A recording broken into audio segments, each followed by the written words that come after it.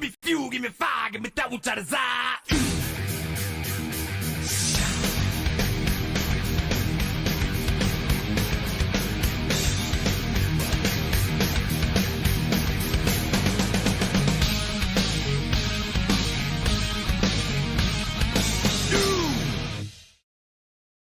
All right, welcome back to Wind Tunnel TV and the racing for Daniel 126, a great charity event we got on tap from Martinsville here tonight. Gonna be one heck of an evening. Some top race drivers out here. Of course, this event in honor of Daniel Williamson, a well-liked guy around iRacing who put a lot in, and a lot of people got a lot out of it from him. I'm Dean Doucette, in the booth with me, Mr. Chris Spear. Chris, I mean, we got a great event for a great cause here tonight. Couldn't ask for a better setting. Martinsville Speedway, one of the best tracks, short tracks on the service here. Certainly a fan favorite for every one of these drivers that are in the race here tonight, and for anyone watching at home. So right now we are covering server number 1, and we've got a ton of high-level drivers here, but this is not all of them. There's a whole nother server going on as well. We'll cover 2 heat races here. There'll be 2 more in the other, because we're going to have 4 heat races here. 9 guys from each heat race will transfer into the final feature of 126 laps. And it's going to be a slugfest out here. I mean, with this talent level, these guys are really going to have to drive their hearts out. That they are, Dean, and it is a difficult track, but everyone here, they're racing their hardest to possibly put on a good show for the fans and for other drivers in here. It's kind of a well-stacked field, as you mentioned, and because of it, you don't want to go out here and run in the back of the pack. You want to go out here and be competitive, and every one of these drivers, they're putting their best foot forward to do so. They really are. Now let's get into some of the things that are going on with this event, Chris. We've got a ton of different stuff going on and different awards from hard chargers and lap leaders and all that. So there's prizes all along the way here for these guys, and it's going to make it interesting because there's a lot more to race for than just race wins. That it is, Dean. These drivers, they have a lot of different things that they're racing for here.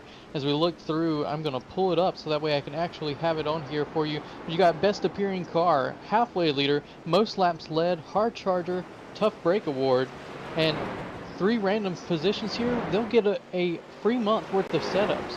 The 26th place finisher will get a $50 iRacing gift card.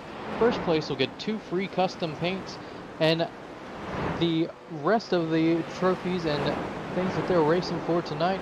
First car to miss the feature will get $20. Best appearing car will get $25 as well. There's a lot of different prizes for this race, a lot of different communities coming together here to really show their support for this event.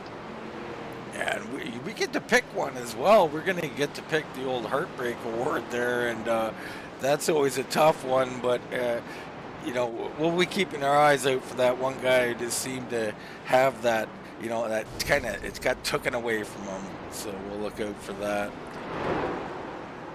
That we will, Dean, and it'll be awfully hard to do for a lot of these different drivers. I mean, it's a great field here, but there's almost 80 drivers, or a little over 80 drivers actually, trying to make the field here tonight for a 30-car feature. That means there's 50 different cars that we're going to send home, and we're going to have to figure out which one of those was the Tough Luck Award. Yeah, now that you say it like that, it makes it tougher. I mean, to pick from 50 guys, but we'll do the best we can. Please don't hold it against us.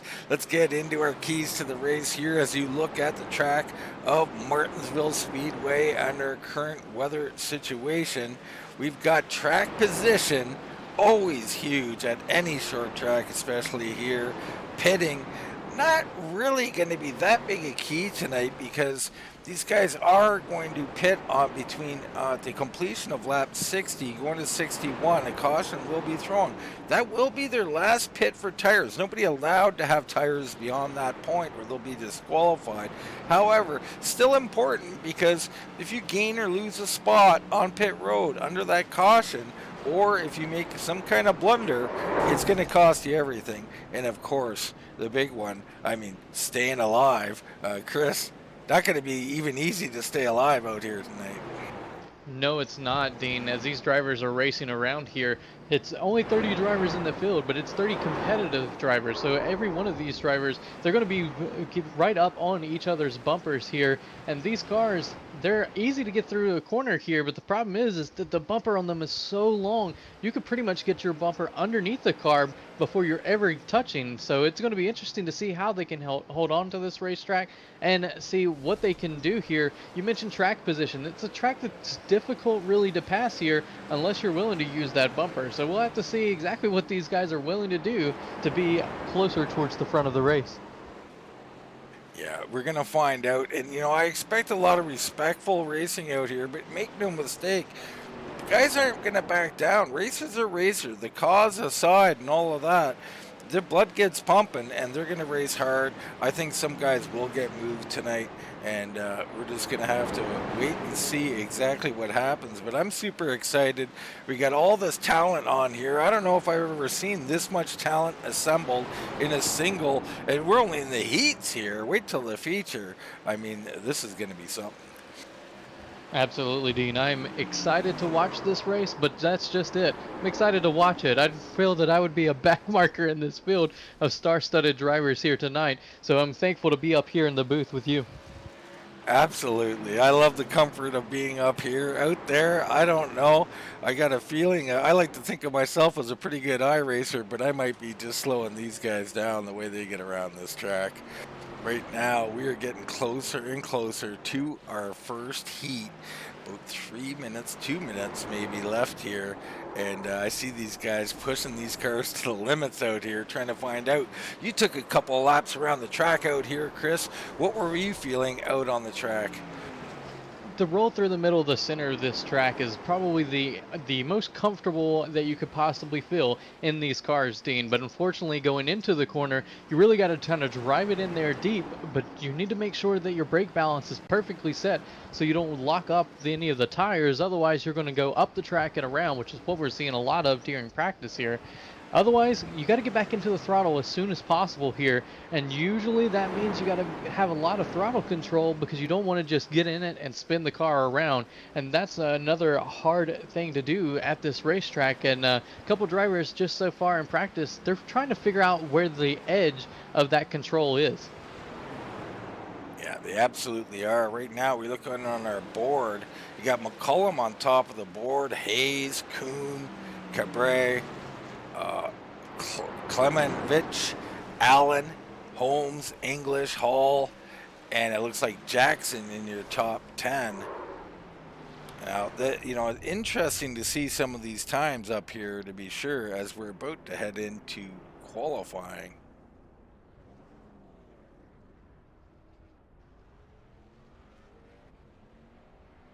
So after those practice times, you got any early favorites here? It's hard to call any favorites, but I would have to say that Ryan Kuhn and the 72 car in this session would be one of my favorites. But you can't count out people like Scott Lamp and Jeff McConey uh, as well.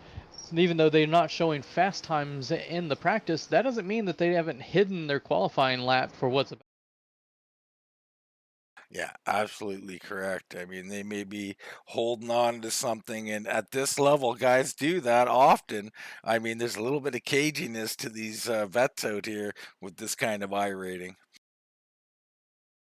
Right now, they're all getting ready they're having their meeting here, their pre-race meeting, and I think shortly too, we'll probably get someone up here who'll have some very poignant words to read, and that's going to be, I'm sure, touching to hear.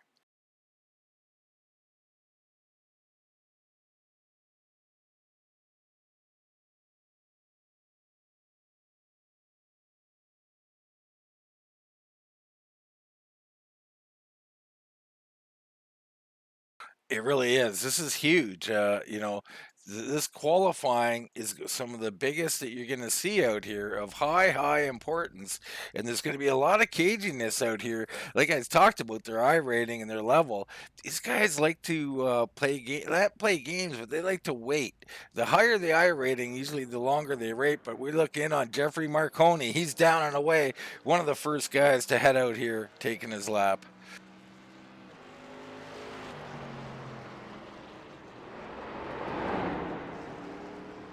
See him taking that high line. Yeah, that's pretty traditional around here. Get that speed up. Looking to make the roll through the corner as easily as he possibly can in that 03 car. Coming out of the corner there, just trying to keep the momentum up, getting into the corner slowly while getting back into the throttle as quickly as possible. That's a decent lap here by Marconi. Yeah, Marconi doing a nice job. Second on the board, though. Matthews first. Fisher coming in third right now. We look in on River Hayes, the 081 machine.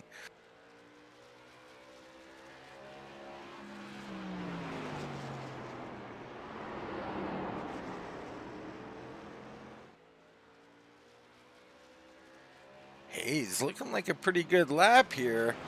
You're going to jump up into second place behind McCullum. Alex McCollum had a great lap. A 20.07 is what his lap time come to, Dean. That makes it really difficult to get out here and do any better than that. Hayes was really close, only 200ths off, but still not enough to take away that pole position for the 01. Yeah, the 01 fastest in practice, fastest here in qualifying. He is definitely a threat to win this thing here tonight. We're looking in on the 2 right now. That's Scott Lamp out here turning some laps.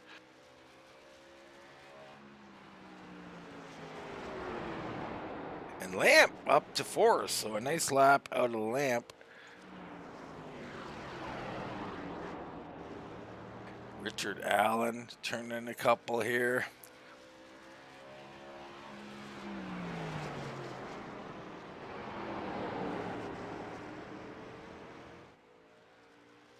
A 42 across the line.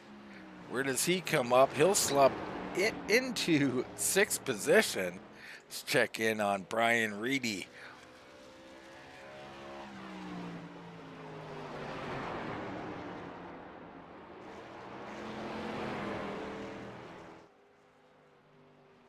Look like Reedy shut that one down a little early back here in 13th place.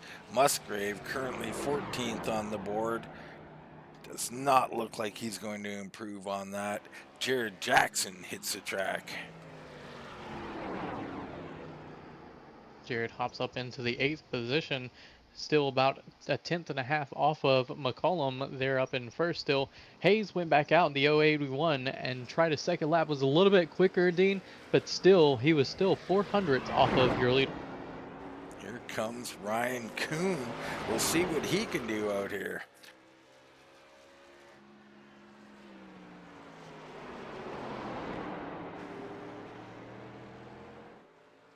Oh, and he's in the wall. So Kuhn over pushes that car. We got about a minute left in qualifying. It might be too late, but he's going to head out and give her the old college try. Luckily for Kuhn, this racetrack is only about 20 seconds long, but 21, and so he can get back around there and try to get that lap going, but now he's only going to have one shot at a fast lap, Dean. Yeah, he's going to have a short shot here at it, and we might have to skip it here as we ask everybody to rise up out of their seats and enjoy the singing of the national anthem by Alicia Shipman. Oh, say, can you see by the dawn's early light what so proudly we hailed at the twilight's last gleaming, whose broad stripes and bright stars through the perilous fight for the ramparts we watched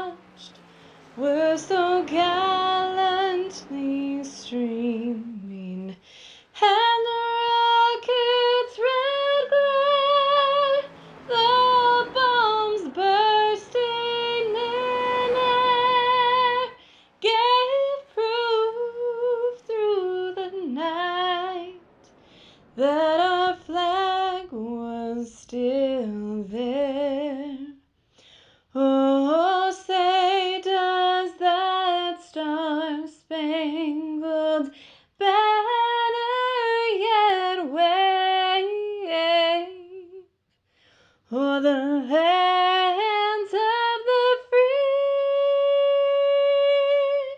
and the home of the brave. All right, all set and ready to go here. Qualifying still officially going on, but has been shut down. I believe drivers taking their meeting now. Is that correct, Chris? The right now the drivers have just finished their qualifying laps. Everyone in the session that we're in, session 1, has completed their qualifying. It looks like we're going to get ready to get into the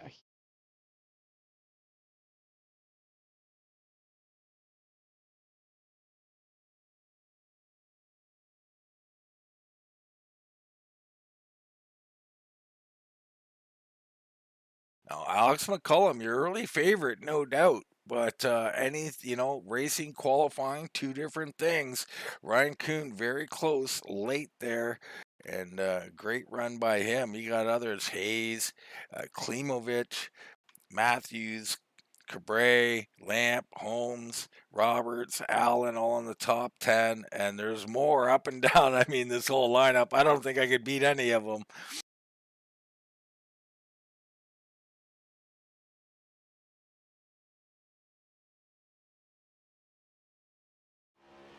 So Peyton Sayers, we ride on with him as a late qualifying attempt here, as there's a couple of minutes left here. So I'm surprised that some of these guys waiting this long into nighttime conditions, but they're trying to get every advantage they can get here.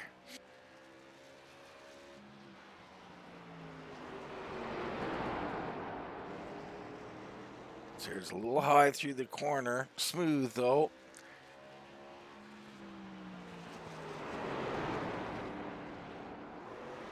You gotta love the way these cars rotate around that corner. They drive really well. that they do, Dean. Planted into the corner pretty well. The 08 looking pretty good, that Raise Energy machine, but still right now not doing so well in the time charts. Currently in 19th. It'll be at the end of this lap. We'll see if Sayers is able to jump up into the top 10 here. Well, Chris, that'll give us an opportunity to think about some of these guys from, 15th back, even 10th on back. What can they do? Now, you got heat races. It's a top 9.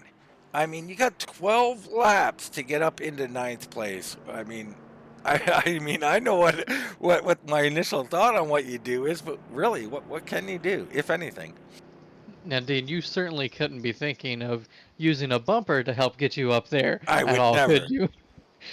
Honestly, Dean, in 12 laps with a track that's hard to pass and all these different drivers up here, you're going to have to be aggressive early on. Put your nose into places that may not be quite.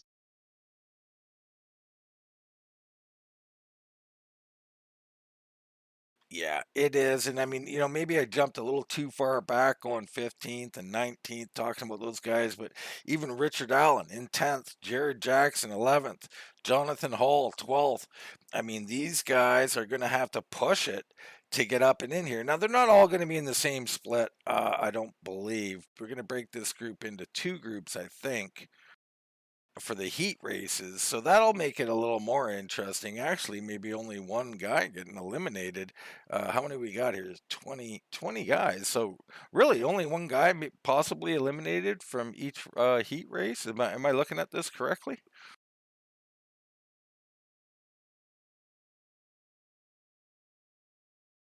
This section, but the other problem is, Dean, there's a whole nother session going on that we're not a part of right now.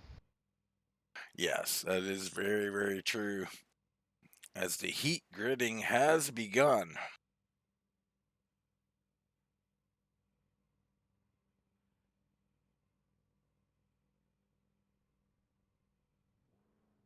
Cars slowly getting to the grid surface, I should say.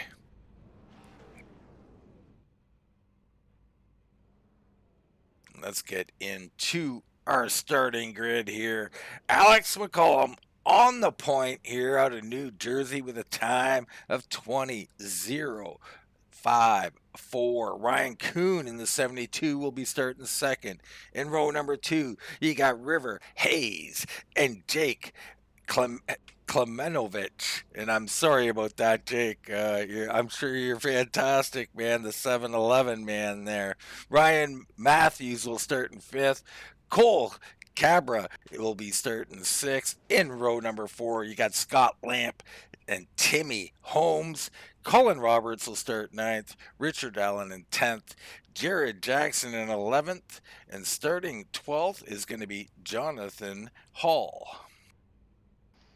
Behind them in 13th will be Sean English, 14th will be Ricky Howe Jr., 15th will be Adam Kopsky, and Peter Fisher will start 16th. Jeffrey McConey will be in the 17th position, 18th will be Brian Reedy, 19th will be Peyton Sayers, and 20th will be Ellie Musgrave.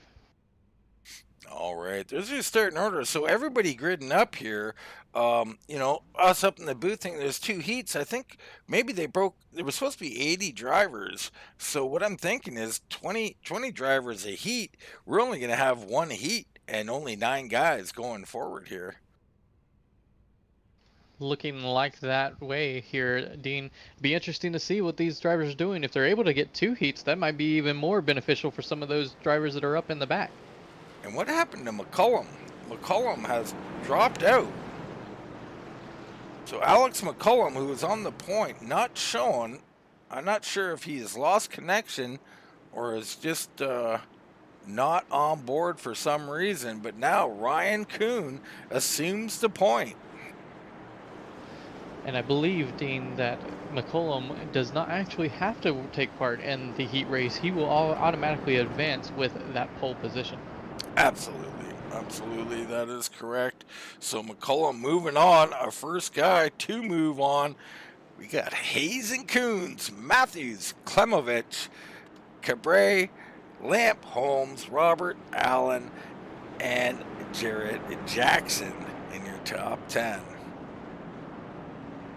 We'll have to keep an eye on that battle for that 9th spot back there. Right now, it's Jared Jackson showing in 9th. And 10th, he's flirting back and forth, so we'll see how that all plays out. Pace car down off the track. We're ready to get going here in the driving for Daniel 126. Green flag, green flag. Green flag out, Dean. These drivers getting up through the gears, going to be an interesting battle side by side for the most part all the way through the field. That'll be the first time that they've done that all throughout practice here. And what a job they did. What a beautiful sight it is. Everybody 2 by 2 clean through corner 1, corner 2 looking the same. Battle up front going 3 wide here momentarily. Kuhn gets up into the wall, coming out of the corner there, 3 wide. Oh, and he's around. Difficult. Now 81's around. River Hayes has spun. He got hit too. They keep going. They're 3 and 4 wide back here. The action heating up in the 2 has been around. That's Scott Lamp. It's getting already a little testy up here as guys try to get their way in. And the person that's benefiting the most from this is the 5'11" of Matthews, as he's pulling away from the rest of the field, as drivers back there battling are still having issues getting into one another. Dean, it's a tight racetrack here and no one can fault them for racing hard, but it's certainly making it a lot more difficult situation for some of those drivers in the back. Man, is it ever. I mean, Kuhn has fallen to 9th. That's the last transfer spot right behind him. Richard Allen in the 42. So Allen got to do something here, and behind him you got Hall and Howell, and they're slugging it out. Seems that the action's calmed down for the most part. The first place we have drivers that are racing side by side is farther deep into the pack, and actually they've all singled out again. Up front, Matthews walking away. Ryan Matthews, Colin Roberts second, Timmy Holmes sitting here in 3rd place. Jared Jackson, who was on the bubble, has moved up to 4th. Cabre is into 5th. English up 7 spots, has worked his way up into a transfer spot. He's in 6th. River Hayes down to 7th. Klemovich into 8th. And Kuhn now on the bubble. right in front of Coombe, you've got a battle between River Hayes and Sean English as Hayes looks to the inside of the number 60 machine, going to try to get into it, decides to let him go and not battle for the moment, but those two drivers battling pretty hard. The 81's pretty beat up, Dean. Is beat up indeed, and we're running out of laps here. 5 to go. Ryan Matthews leading this thing. Our fight back here for that transfer spot is still Kuhn. He's got a nice little gap between him and Richard Allen. Allen's got to do something here. Allen seems to not be able to get the run out of the corner, Dean, so he's going to have to figure out how to do it going into a corner to be able to get up to that 72 machine, but at the moment it looks like he's going to end up just following behind. Yeah, it looks like there's going to be status quo back there for now. You look back up front, Ryan Matthews doing a masterful job here, and I mean really dominating. Timmy Holmes, he's up 6 spots. Roberts up 6, Jarrett 7. Cambrai and English all set. Then it's Hayes, Klemovich, and Kuhn. And Kuhn continuing to hold tight on the back of Klemovich. And he's going to look underneath him here. This is a dangerous move. He's in the transfer spot, and no, the door is closed. And I think Kuhn gave the 11 a break there by getting on the brakes pretty hard there and avoiding contact. It was just interesting to see what they were doing there. Kuhn thought better of it, decided to play it safe and stay behind the 11. I mean, you're in a transfer spot, not the one you want. I mean, this is going to be back of the field type of spot. But the final lap here, Ryan Matthews out front. He's going to take this victory here. Just a couple more corners to get through. And the 5:11 of Ryan Matthews going to win heat number 1. Timmy Holmes second. Roberts, Jackson, Cambrai, English, River Hayes, Klemovich, and Kuhn all transfer in. Out looks like Richard Allen as we move quickly, and I mean quickly, into what's seemingly a warm-up session here. I'm not sure where we're going with heat number 2 here.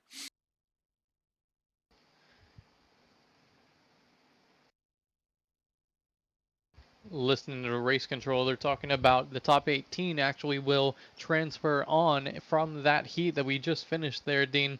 So it looks like now the second heat that's in here has been skipped to get ready for the feature. Okay, well that makes a lot of sense here. Let's have a look in on our results then. So heat number 1, all the guys on the board. You said the top 18. Is that correct, Chris? That is correct. From So heat 1. Everybody you see on the board currently, we have 18 drivers listed. They will all transfer to that final. So important for a lot of these guys out here. And we look a little further back to see that, well, actually, I think 18th would be Lamp. Now, I'm not sure he would transfer, as we're having some jumping around, as it looks like guys are gridding up again here. And I believe, Dean, we're going to go to a commercial break right here real quick so we can do a little regridding. All right, let's go ahead and do that. We'll take a short commercial break here, and we'll let you know where we go from here.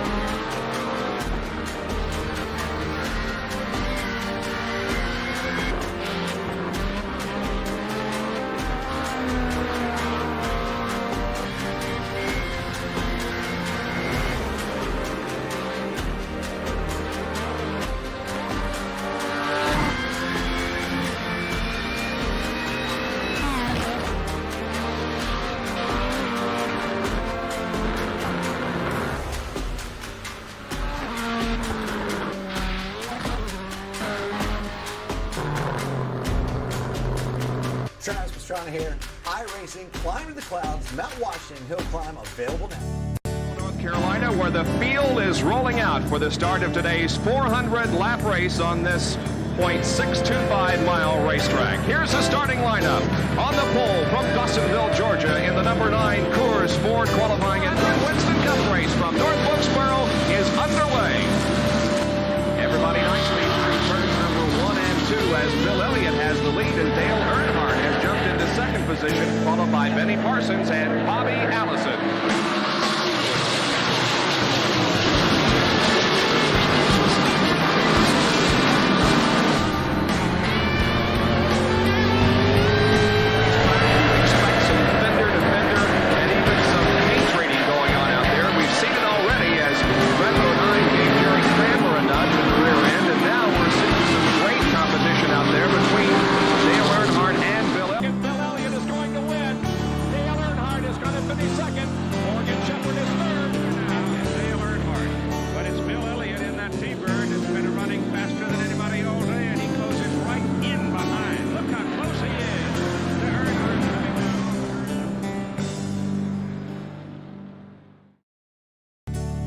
Carolina, where the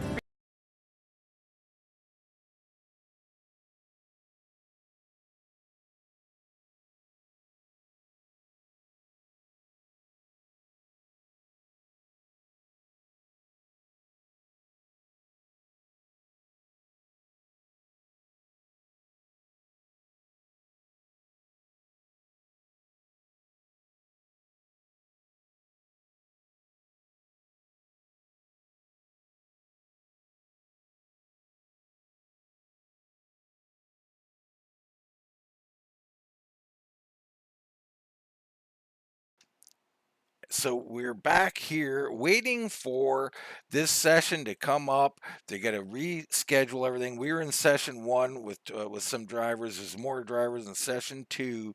They're going to put all of that together, get the running order all sorted out in a new server that should be up momentarily. But as we wait, Chris, let's kind of recap a little bit about what we've seen out there. I mean, early on is pretty aggressive action. It's Martinsville, baby. It's well, not baby, that's Bristol, but it's Martinsville, and it's tough out there.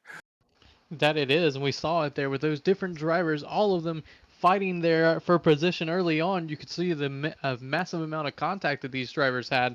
It was interesting to see what all went on with these drivers, and no one's really willing to give up track position here, and they're not going to necessarily want to. As we get ready to go into this 126 lap feature race, we'll have one quick repair. That means these drivers will be able to take that car that's beaten, banged, and go down pit road without getting tires and get a fast repair. They'll only get tires on lap 60, on the lap 60 caution, or lap 61 caution. It'll be interesting to see what these drivers do, who's able to save that fast repair to the end, because from the looks of our heat race that we got to see, Dean, they're going to need it.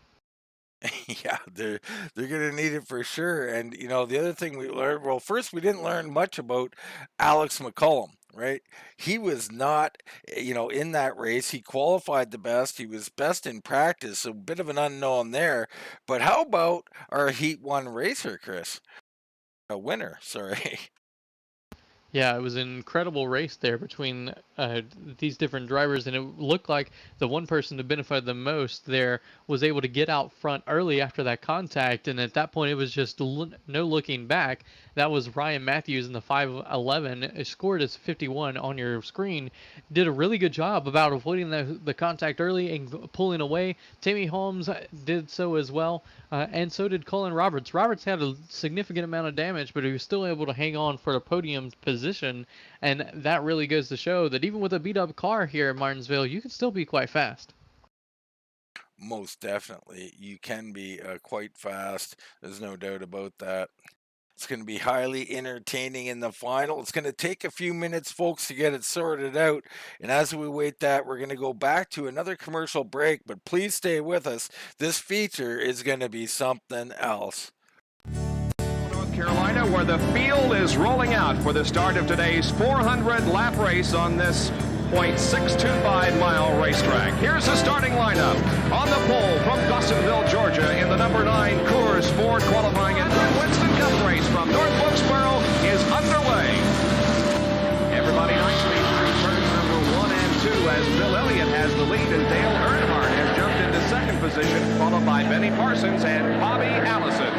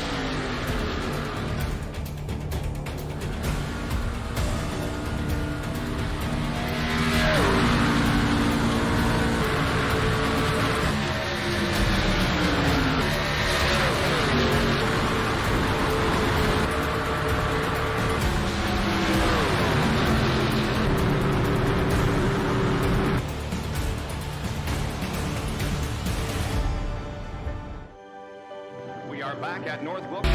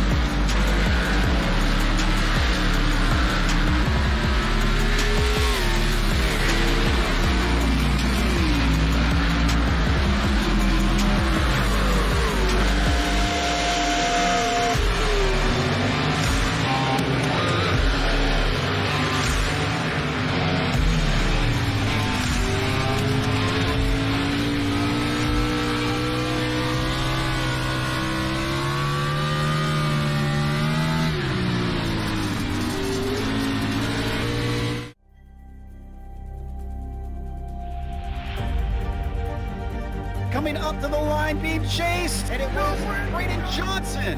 Unbelievable finish. It was 1/1000th of a second between them. Green flag in the air. We are racing in the 2020 24 Hours of Daytona.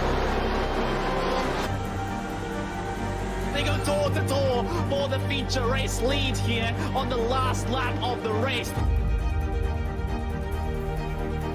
Side by side for the race lead in the final corner at Homestead. Down the back straightaway, 3 wide again for the race lead. This is unbelievable stuff here tonight. Loma is going to have to be very deep on the brakes, and he is very deep on the brakes. It's side by side through the corner. This is for the win.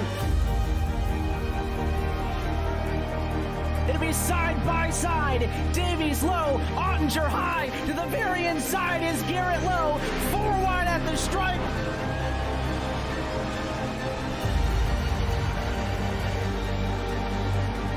For all his work here on this outside line, neck and neck. Who's going to back out? Does anyone back out?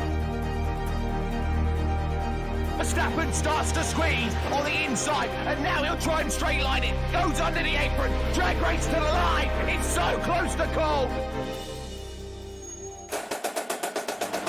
It starts right here and right now. Let's go racing from Daytona.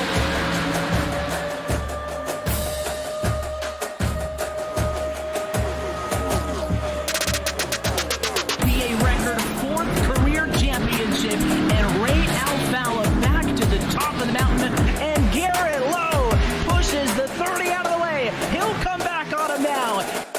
Nick Ottinger on the inside, winner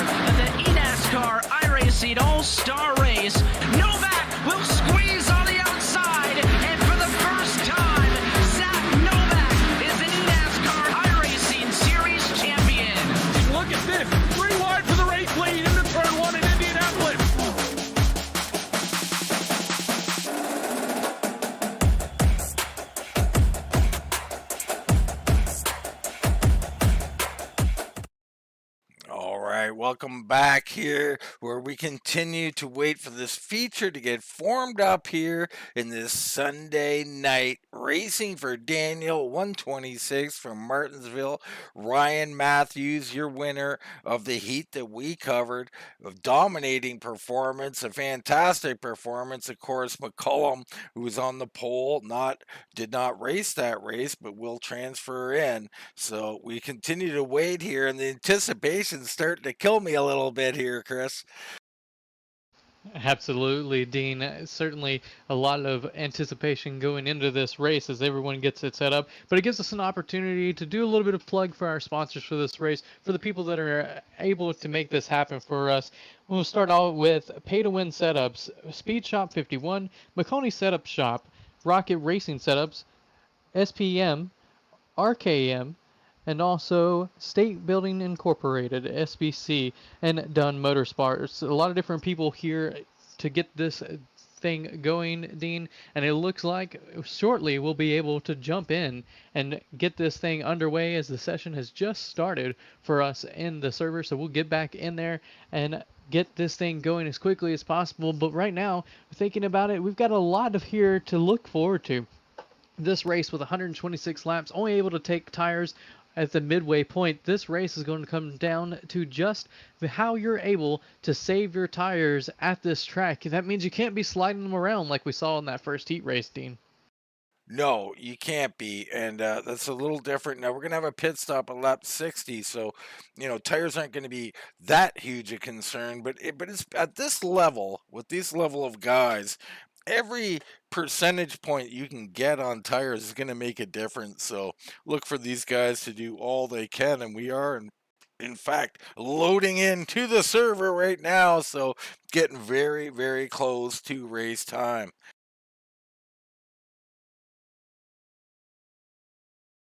And some of these other guys from the other server, we got a bit of an unknown, Chris. We didn't get a chance to watch them. We don't know who won them. It's going to be highly interesting because we just added in, we just doubled our field, and we don't know what we got with some of these guys, and they haven't raced each other. So anything can really happen here in the feature. That it will. That's one of the benefit to those drivers that were in the same heat race. They at least got an opportunity to race with one another and kind of get an understanding of where the braking zones are for those drivers. Those that were in the different session, you're coming in here basically blind. You have to kind of figure it out within the first couple of laps. And yeah, it's a long race, Dean, but it's a long race to just be following one person. Absolutely, it is. As we look at those sponsors that Chris was so kind to mention there, and there may be a couple we don't have on here, and we certainly apologize for that, but got to give a big thank you to these guys. I mean, there's a lot of effort out here put into these kind of things, and we certainly appreciate the sponsorship.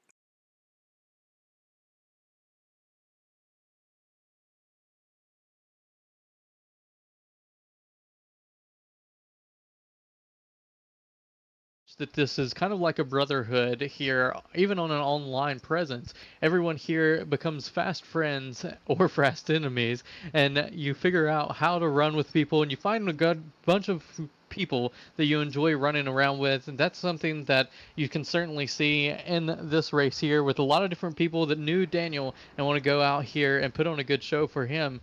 But not only that, we're going to do it at his favorite racetrack. This is the racetrack that he enjoyed the most, and now it'll be an opportunity for him to go out here, or these drivers to go out here, put on a good show, and give one lap, and hopefully bring home a checkered for Daniel. Yeah, a lot of guys out here are, in fact, racing this because they knew him, because they loved him. And quite frankly, from what I've heard around the garage, he kind of made some of these guys. I mean, he was a great help to people. He would teach people all that he knew, not scared to, and not trying to hold that knowledge for himself. So he was very appreciated around here and continues to be. And there's a lot of pride on the line for these guys.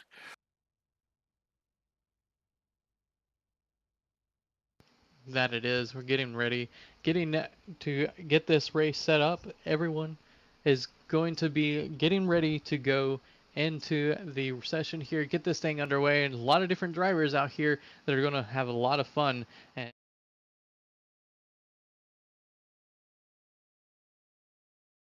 Yeah, and I think we will go back to commercial one more time. Hang in there with us as this feature gets settled out. Drivers find their way into the server. We're going to have all that right shortly here.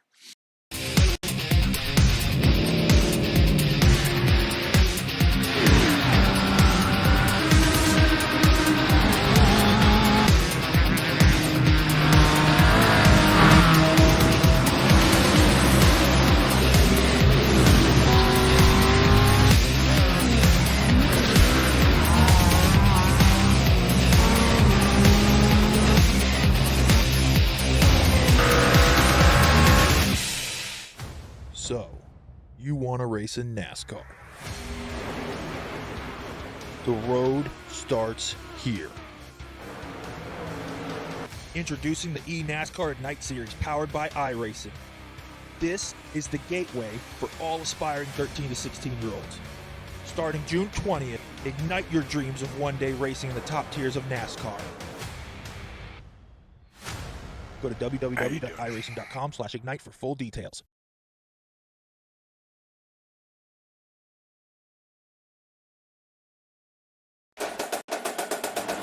It starts right here and right now. Let's go racing from Daytona.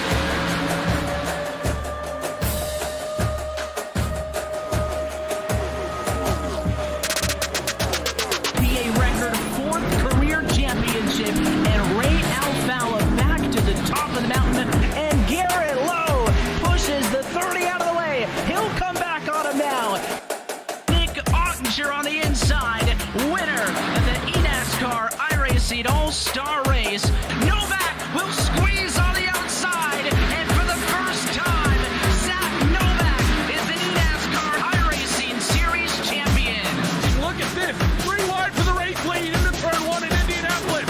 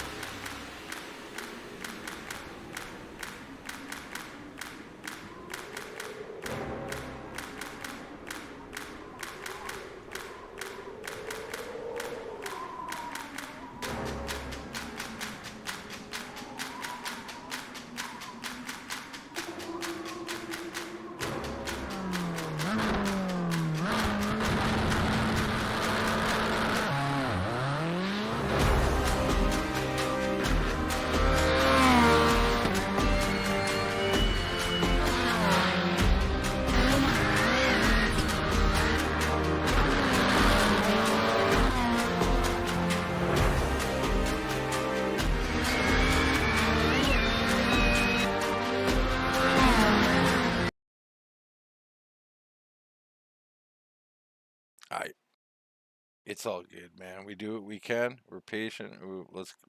I hope it all goes well, brother.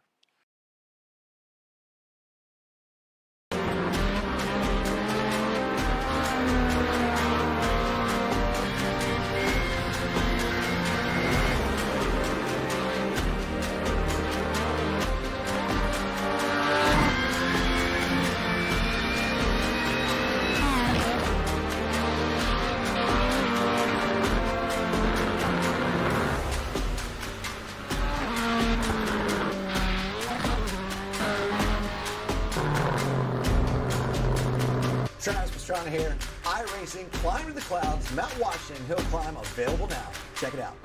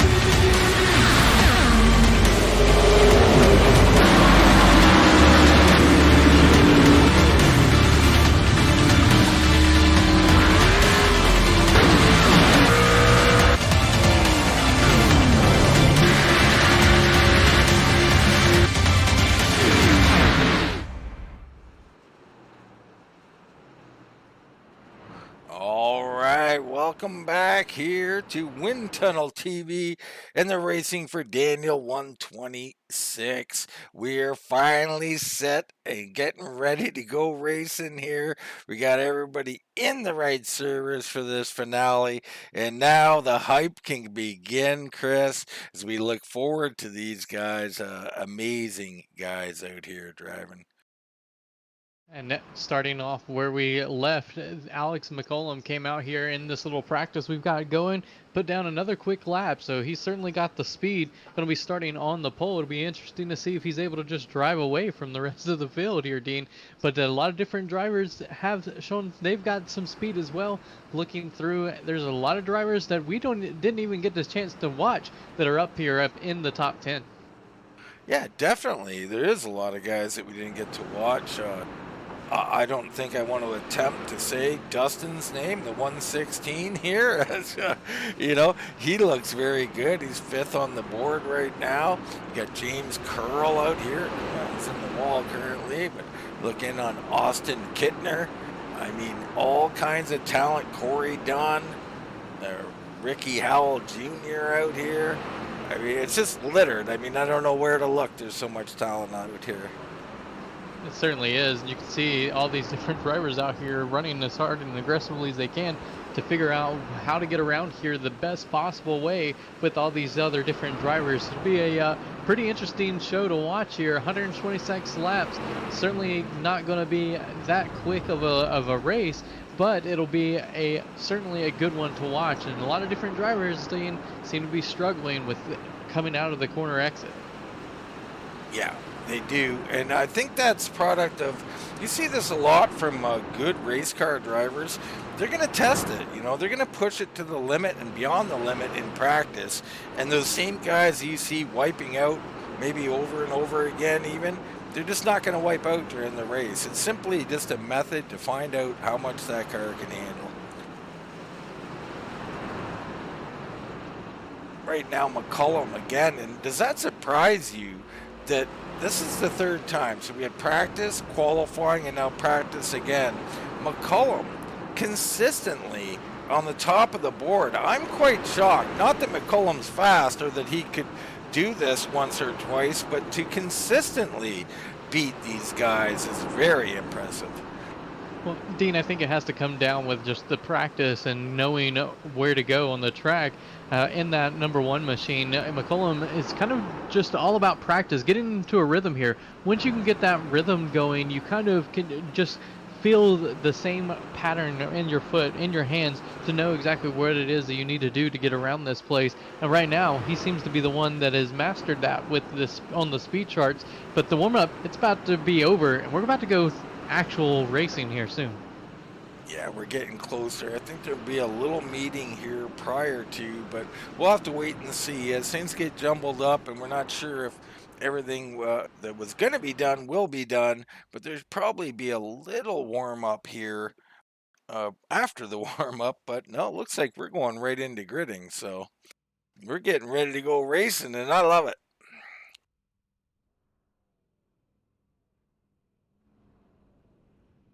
This will be the most calm these drivers are all night while getting ready here and joining the grid, Dean. It'll be a hard-fought race for all of these different drivers, and it does look like we ended up with about 39 drivers that made the field.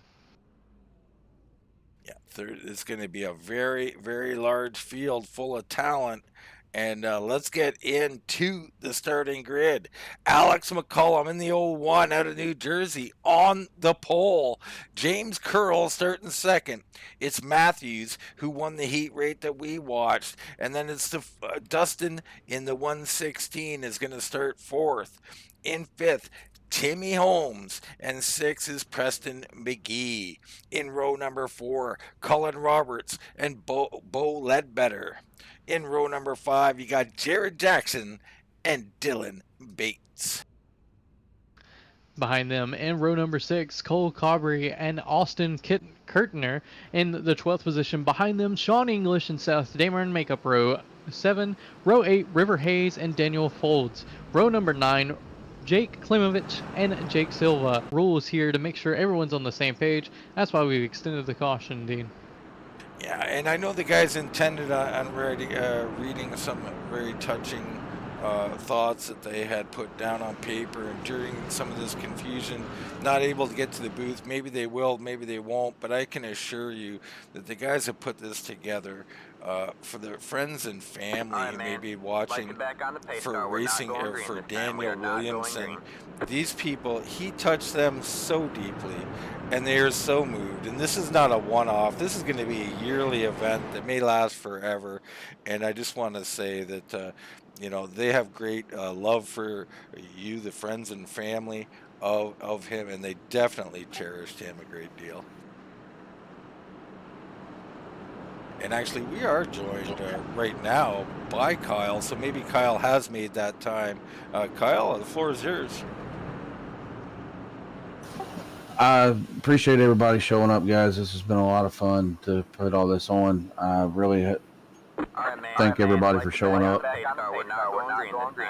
Daniel meant a lot to every single one of us, and just the amount of love and support that we've got over this whole deal has been just really humbling. I never thought it would be as big as this. I really just want to thank everybody again, all of our great sponsors, all the racers, and everybody that showed up. It's just been the outcry of love and support for him and his family, and this whole deal has been really great. And I want to thank everybody again for showing up. Hopefully we have a good, clean race here. Can put on a good show for the fans. Yeah, I know, Kyle, you probably even wanted to say more, and you got to get racing, and you're trying to set this up, and you know, it's a little difficult to set up these kind of events, but we try to share some of your thoughts as well. And we know, you know, you want to honor this family and definitely honor Daniel, and we appreciate your words, and we appreciate you putting this together. Yep, thank you guys for doing this. We really appreciate it. All right, Kyle, we'll go get him out there.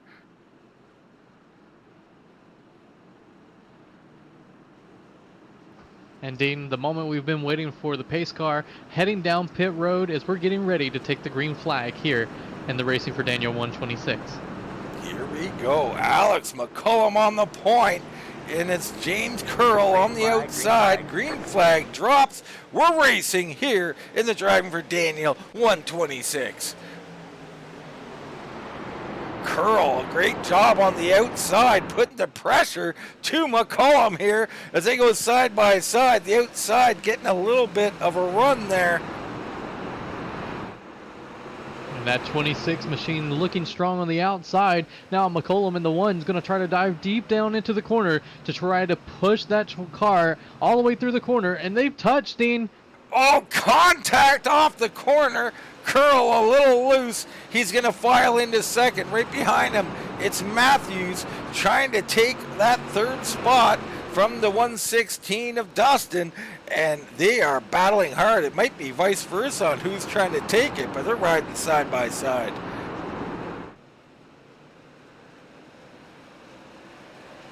Such great racing right here just at the front of the pack with the 1 and the 26 all over one another, Dean. The 1 may have it this lap, but that doesn't mean that Curl isn't trying to get that lead back. He's trying everything he can. I mean, Timothy Holmes, how about him? Here comes Timothy Holmes down the inside, and he is continuing to pick up spots here. The 67 looking racy, and we got a caution. Something has happened at the back of the field here. We're gonna have to go to a replay to get a look at this. Not sure what occurred out on the track. Let's check it. It looks like it was with the number 16 machine that got spin around. Yeah, the 16 coming out of the corner here. All is well. Everything looks fine. We head down into the next corner. Oh, and the 32 gives him a shot in the rear end. 25 hard into him. The 22 heavily damaged. Looks like someone else got a big piece of that as well. Wow. So at the back, some carnage happening here early. Looks like Seth Dameron, Jonathan Hall, Bradley Erickson, Corey Dunn, Coy Hassel, Alex McCollum actually apparently got a little bit of damage with him and Curl up at the front of the pack, but a lot of different drivers caught up in this early on, and a few of them, they're going to have to make their way to pit road. Yeah, we got some guys on pit road. We're showing some very short stops. I don't think those are actual stops, or maybe our system isn't picking it up. But right now, we're only showing ready on pit road. Oh, here's some other guys coming in now, or being shown coming in, as I think our scoring is going a little wacky on us, but no surprise with these multiple events and everything. It's a little tough to keep track of everything. And it looks like a few drivers, Dean, have already had to use that fast repair, so that will put them in a world of hurt for the rest of this race, as they have to play cleaner than everyone else on the track. So we're definitely not getting accurate readings out of our pit board. We'll try and reload here and see if that helps things. Not so sure it is, but we're showing that maybe 4 or 5 drivers came down, so that's interesting in its own right, and we'll see how that all plays out later on.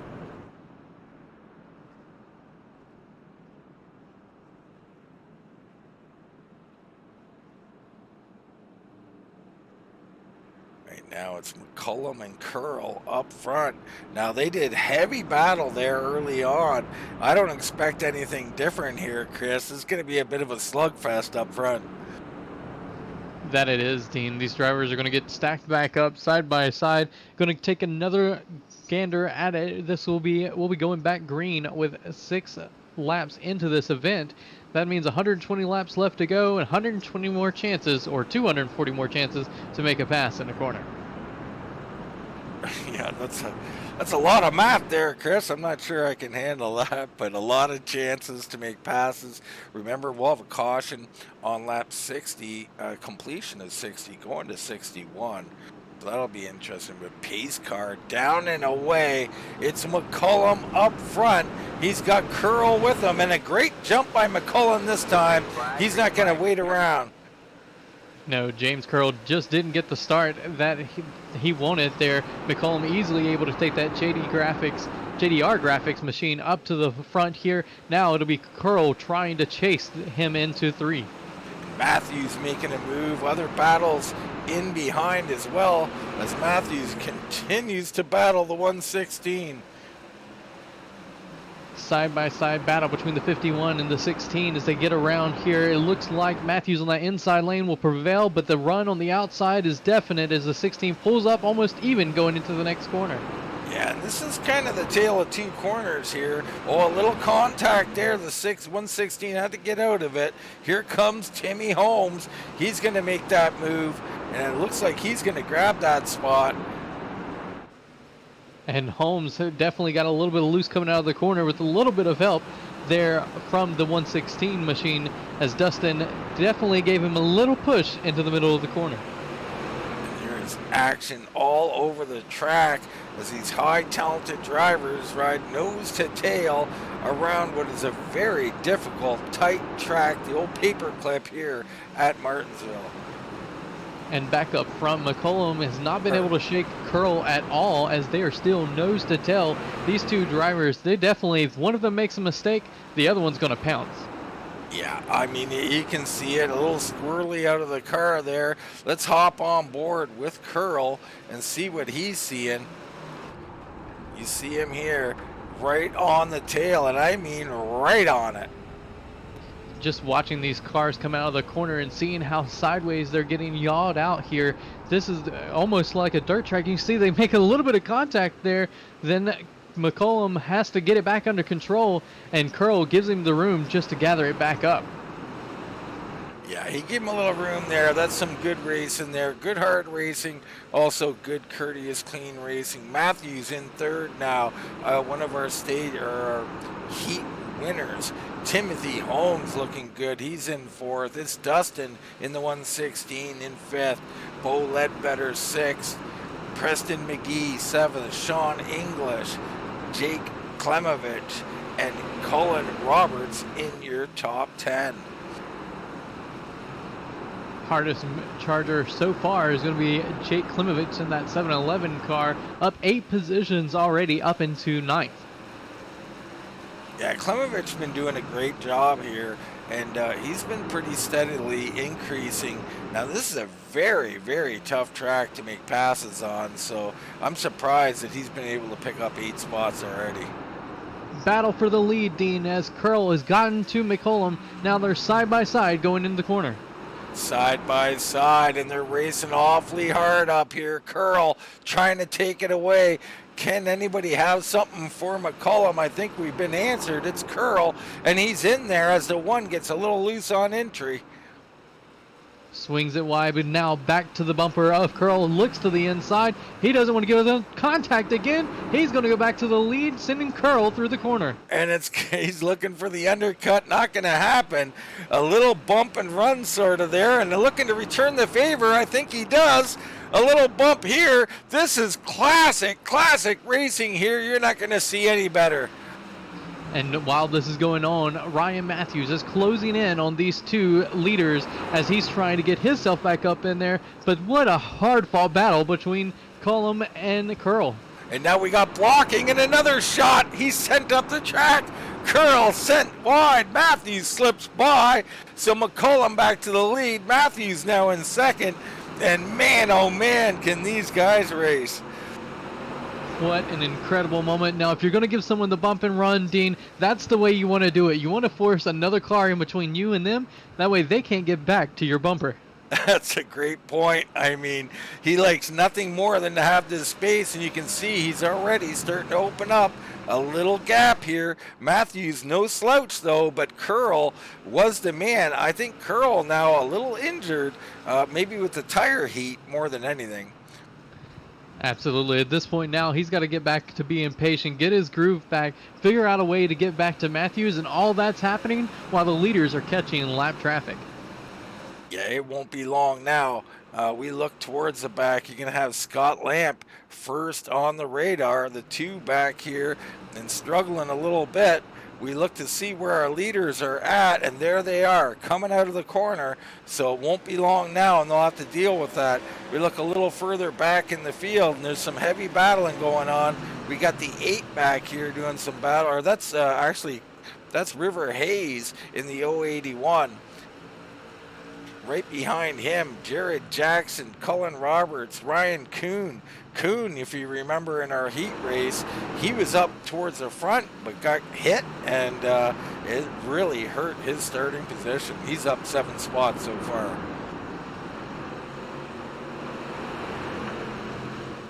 And Dean, he's done it kind of quietly in the back of the field, gained a couple positions with the incident earlier that brought out our first caution of the night on lap 3, but since then he's started to kind of pick away at drivers one by one and make his way up here and kind of following behind Jared Jackson in that 112 on your screen, 12 in real life, and he's got a little bit of damage to the back of that 12 car.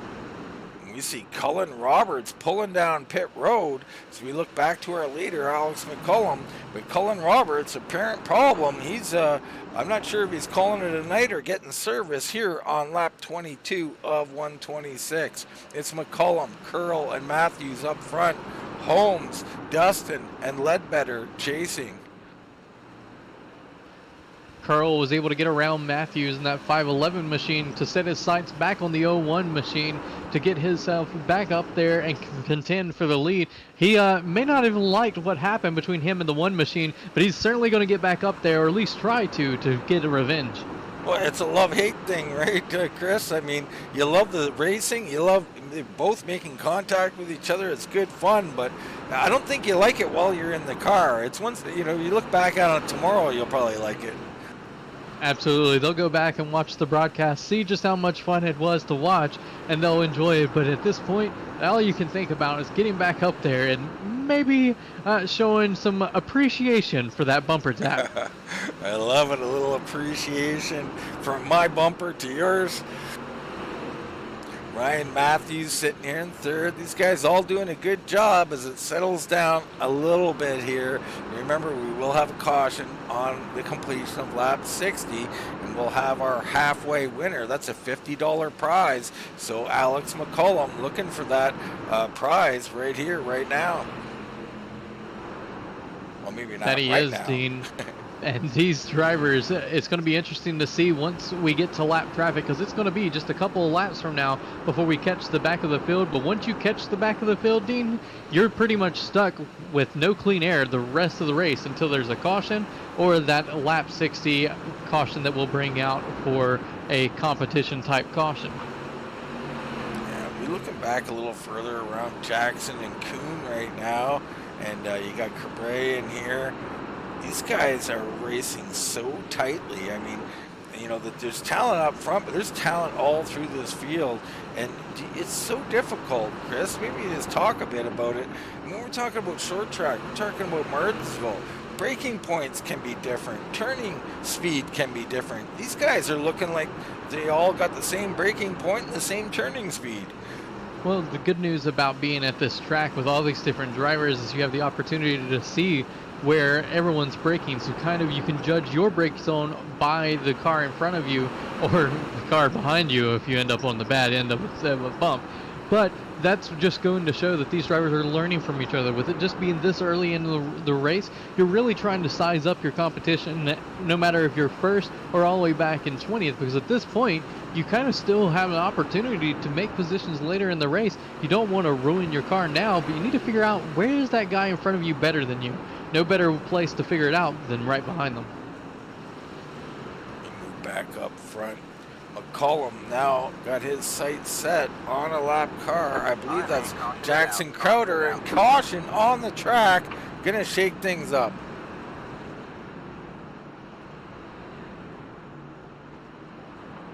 Looks like it might have been Musgrave. I'm not sure. Let's get a look in. So we're looking in on the 23-16. Come down. Nothing going on there. Oh, and in front of them, contact in the wall. And then, yes, the 23 gets squeezed into the wall. So a few guys involved there. It looks like maybe, I'm not sure who was involved there, to be honest with you. Interesting dilemma now, though, Chris. To pit or not pit. I mean, it's getting to be decision time. Lap 32. Who's coming in? Who isn't? I'm not sure. And it looks like that contact was between the 8 machine and the 187, and that's what caused the opportunity for the 23 to get caught up in that mess. Just nowhere for the 23 to go, as the 22 actually is the one that caught the wall coming out of the corner and really sent a lot of those different drivers for a ride. Be interested to see who's going to elect to come down pit road now to take that fast repair, or if you're willing to just get the damage fixed and get back out there and save that repair for later. I mean, I think you got to save it at this point. I mean, you get another caution at 60. As long as you think you can stay on the lead lap, you got to save it. But right now, McCullum is still leading this thing, and he's done everything right. But I mean, he's got right back with him now. James Curl going to be back where he started, right beside him. And is there bad blood? I don't know, Chris. Yeah, it'll be interesting to see what happens. These drivers, all of them, are really doing whatever they can to be fast here tonight. And you can see just certain people getting their patience a little thin here early on in this race as we're completing lap 32. So again, the scoring goes a little haywire. It's a product of these multiple servers. Once we go racing, it'll be all settled out. But I assure you, McCullum up front, Curl, Matthews, Holmes, Dustin, Ledbetter, McGee, English, Klemovich, Hayes, Jackson, all up there. Cabrera, Kuhn, Bates, Belfray is up 3. Richard Allen up 3 spots.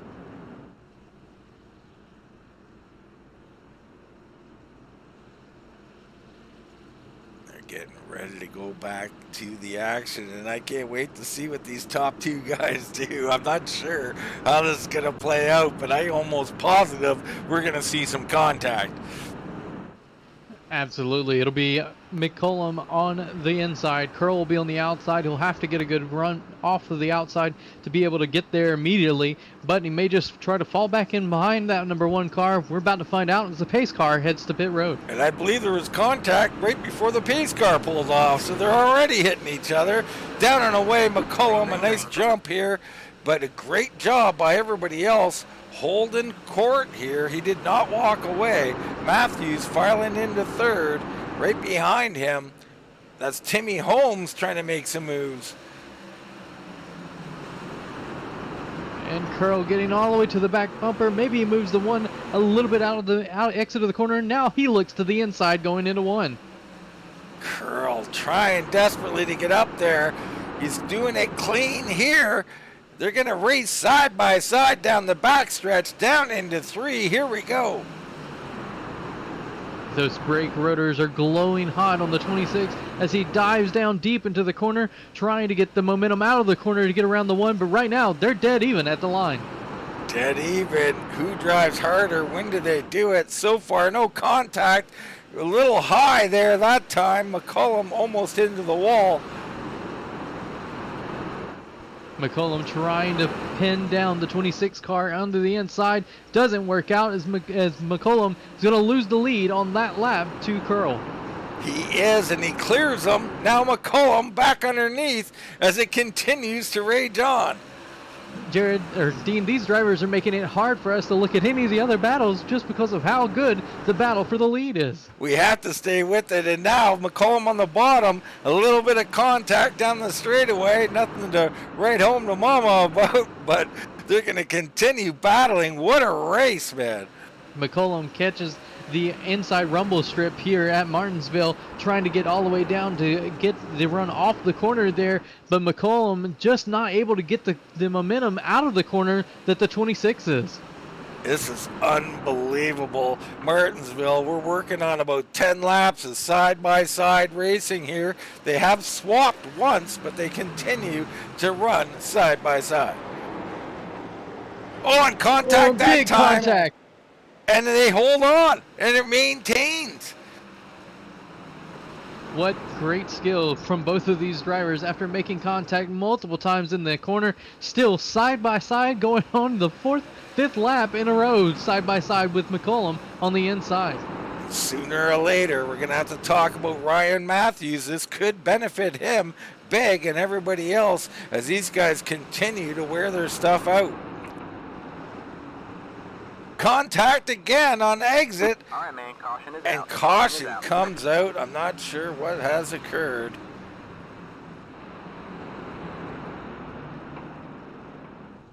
Looks like we got some carnage back with Aaron Wisniewski, and we'll get a look in on that replay. Oh, and then the 72 went around, Dean. So right here, the 114 and the 17 side by side go down in. Oh, and the 72 up in front of them is around and nowhere to go for the 114. He can't even see him till he gets there. A few cars getting a little damage, but we'll have to go back. Let's just rewind this live, and we'll go back and see what happened to the 72. I believe that is Ryan Kuhn here. So we get a look. You see here, he's heading down into corner number 1. And a little contact / neck code there. And he's around, and you see the 114 come up into him.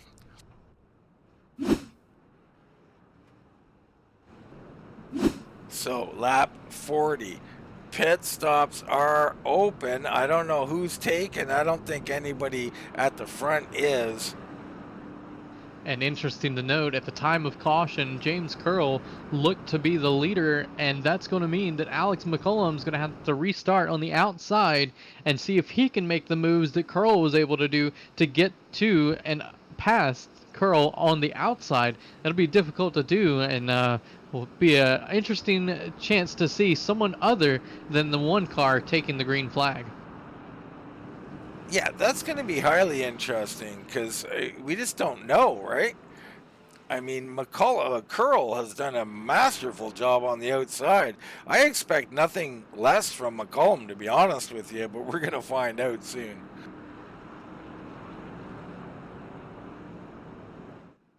I mean, my goodness, you know, this race has been incredible so far, and we apologize to some of the guys in the field. We're not usually we cover the entire field, but it's just been too dynamic up front to get away from. That it has. It'll be interesting to see if it continues to battle like this, Dean.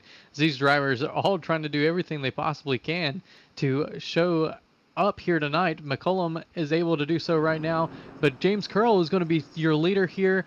Ryan Matthews third. Dustin in the 116 is going to be in, I believe, fourth, and the rest of your top 5 is going to be Bo Lederer, Timmy Holmes, Jake Klemovich, and Cole Karb and River Hayes will round out your top 10 at the moment.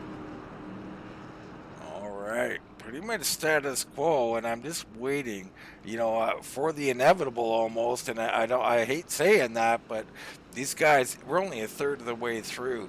It's been intense. It's going to get more intense, and I got a feeling that heartbreak or hard luck award we're going to hand out, Chris, I think we'll have a clear-cut winner of that by the end of this. Absolutely, Dean. It seems like everyone here tonight is going as hard as they possibly can. Be interesting to see exactly who gets it, but right now, pace car going to pit road. We're about to go green. We are indeed. Curl and McCullum up front, Matthews and Momborquet in second row, side by side. What a job by McCullum. He hangs right in there, so as suspected, he can handle it too. They continue their battle. It's unbelievable action up front. And behind them, everyone dives to the bottom, trying to get to that lower preferred lane. And that made an interesting moment there as a couple drivers were 3 wide back behind these group. As our next caution's already back out. A lot of hard racing back there in the back of the pack. We had all kinds of carnage back here, let me tell you. We were kind of caught some of it live. Pretty intense stuff, though. Oh, my goodness. Let's get a look and see if we can figure it out here. We look in on Dylan Bates. You see 3 wide up on top of your screen. They're jumbling around here. They're jumbling. Oh, slight contact to the 12, and he's spun. The 60's into him. The 91 spun. There goes the 8, and then carnage behind him. The 8, the 72. They're kind of ghosting through the 91. Hopefully their cars are all right, but they do have a fast repair. We'll see if they get that all figured out.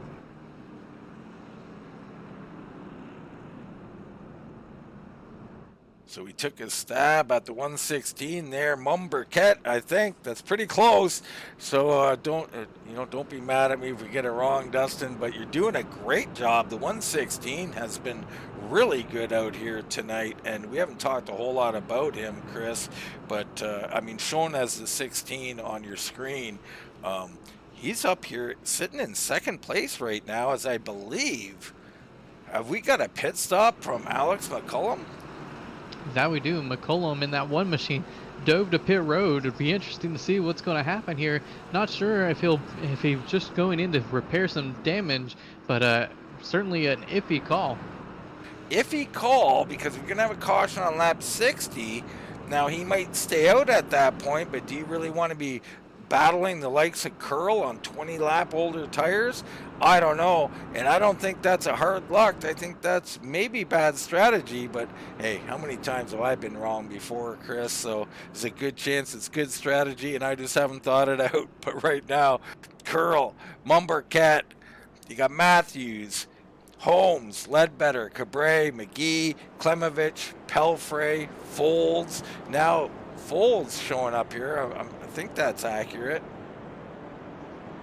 So Folds has made his way up in the 09, having himself a decent night.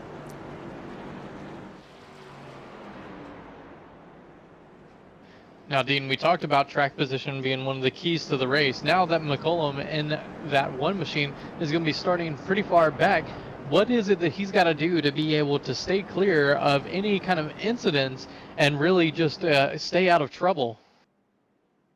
Yeah, I have no idea what his plan's got to be from that spot. There's too many good cars here. I personally believe he's made a tragic error in judgment to come down. I mean, he will, I think, assume the lead on lap 60 maybe by not pitting. But he'll probably have Curl right on his bumper with 20 lap fresher tires. So we'll have to wait and see how that all plays out. But getting through this traffic, almost impossible. Curl and Mumbercat, Matthews and Holmes, here we go. Green flag, green flag. Great jump by Curl as he gets out there. The 116 in tow. Matthews continues to sit here in third place. Now you got Bo Ledbetter and Timmy Holmes up here fighting. Mumbercat in that 16 up to second position. He's got a little damage to the nose of that machine. That just means that he knows how to use it, Dean, and he's going to look for the 26 of Curl here. He really wants to get up there and battle for this lead. He's been back and forth between second, third, and fourth all night. Oh, as he catches the wall coming out of the corner. Ow. A little damage there, but hey, a little damage on these short tracks is nothing. I wouldn't worry about it. You're looking in, I believe this is Bo Ledbetter. We got him on the 78, but his car is showing the 26, and you got Timmy Holmes on the outside. And he really wants to get down because here comes Cabre, and he is gonna take over, or he's gonna try and follow through, I should say, Bo Ledbetter, and we got another caution.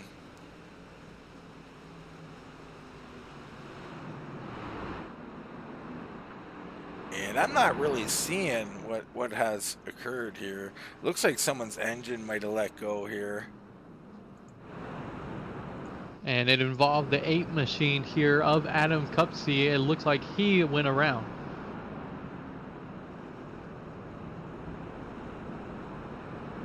All right, we will try to find him here and see exactly what occurred.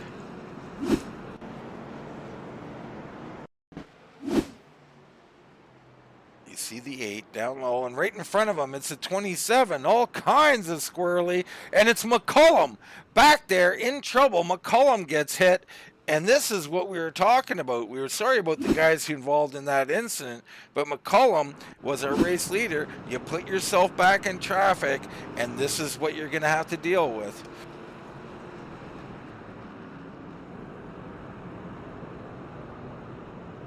So unfortunate to see, but I don't think he's heavily damaged. But Curl's got to be loving this. He's continues to lead, getting some nice caution laps here. As Adam Kupski comes down pit road here, or is on pit road, I should say.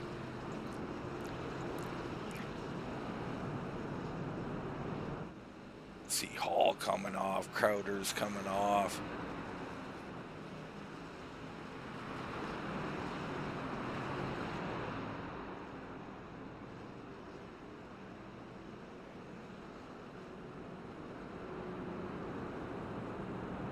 So right now, status quo, Curl, Mumbercat, Matthews, Ledbetter, Holmes, Cabre, McGee, Pelfrey up 11, Klemovich is up 7, Folds up 5, Richard Allen's up 9, Ricky Howell Jr.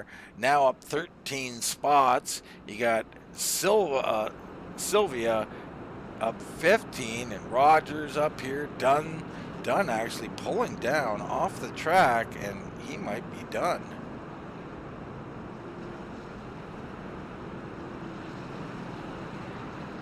Field coming to 1 to go here on lap 43. We're going to go back green with on lap 45. 15 laps until the caution will fly once again for a mandatory pit stop here. That should be the only time that I believe these drivers are actually able to take tires.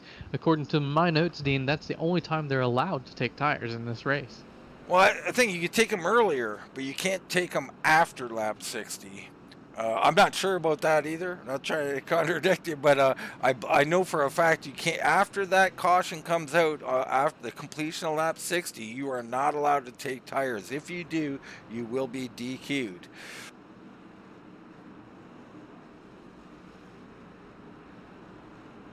So Curl been so good here tonight, having to race McCullum so hard. He's got Mumbercat to deal with, Matthews and Ledbetter, and here we go. A nice jump again by Curl. He's going to file in and get a little more of a comfort zone here. Matthews battling Ledbetter for third.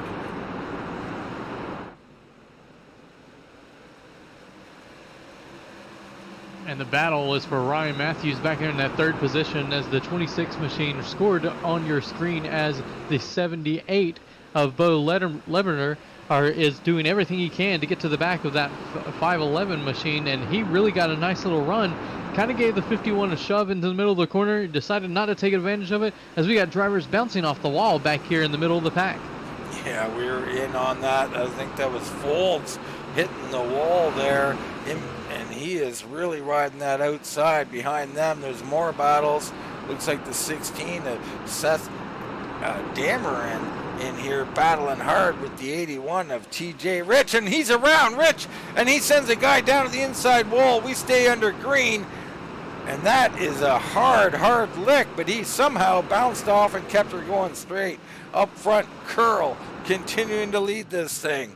Mumbercat in second and Matthews in third. And my goodness, that was a hard lick back there. That it was. Jeff McConey in the 03. He's the one that ends up with the most damage from that one, as he's the driver that caught the inside, while behind him, the 08, Peyton Sayers, also a lot of front end damage as he got into the back of the McConey car. All right, so 12 more laps to the halfway point. Curl looking pretty dominant out front. Mumbercat battling hard to hold off Matthews, Ledbetter, Holmes, Cabre, and others. You got McGee and Pelfrey here, and then it's Klemovich in a battle with Folds.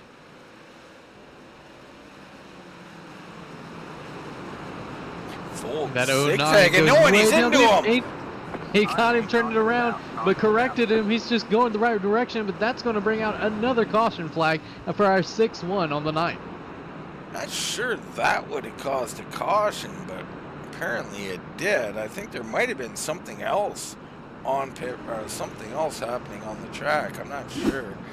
We'll get a look in here as we We see several guys look to be in trouble.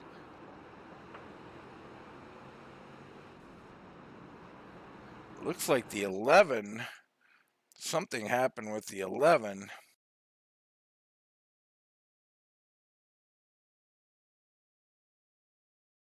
If we could find the 11, we would try to go to him, but we're not finding him.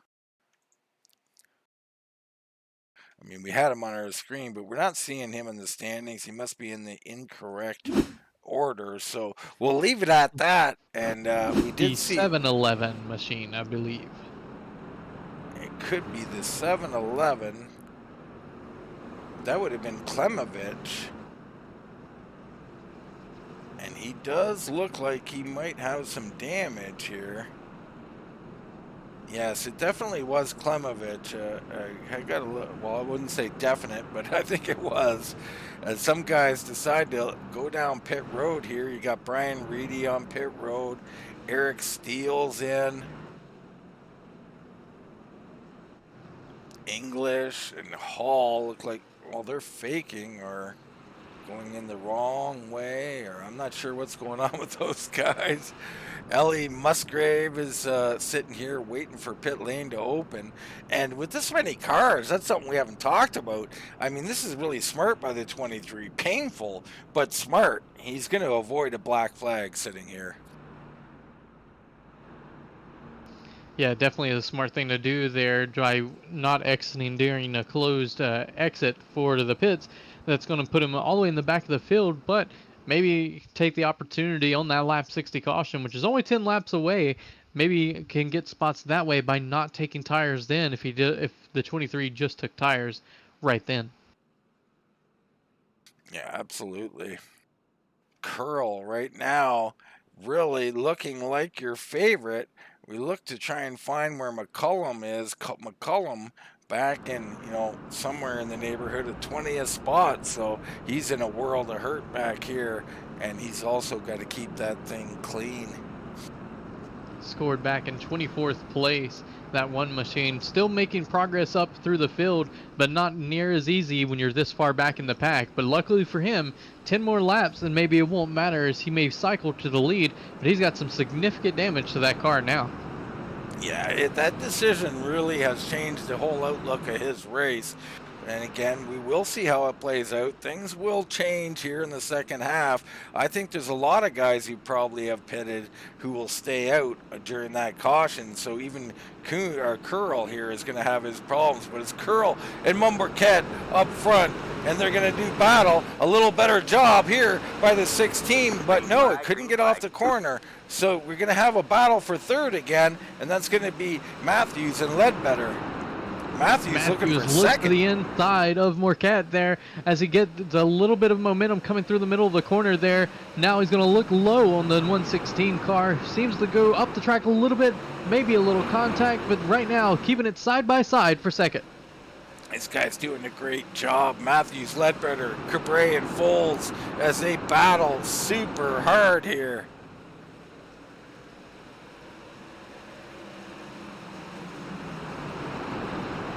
These drivers know that it's all about getting up here to lead this race. You can see just how patient or impatient these drivers are becoming. They also know at that halfway point, there's a reward to be earned. Yeah, $50 to our halfway leader. There's no, that's nothing to sneeze at. $50 come in handy for anybody. Matthews runs high. That's going to open the door for the 771 as it's shown on your screen of, I believe that's Cole Caber, to get underneath him now battling for second.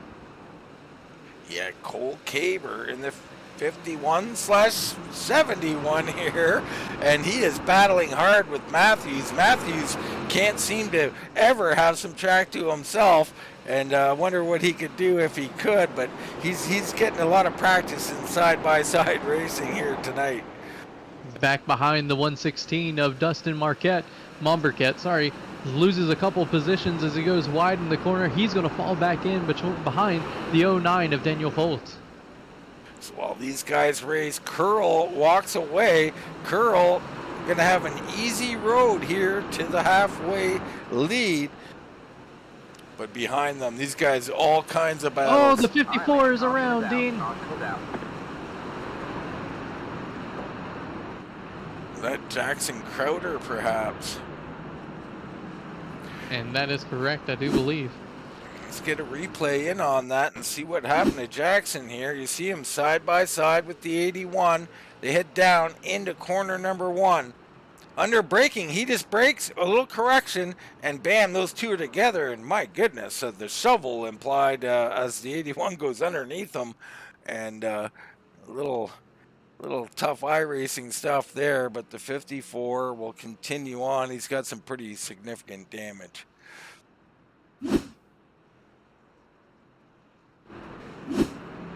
So now major pit stops. Everybody coming in. This is getting crazy here on lap 56.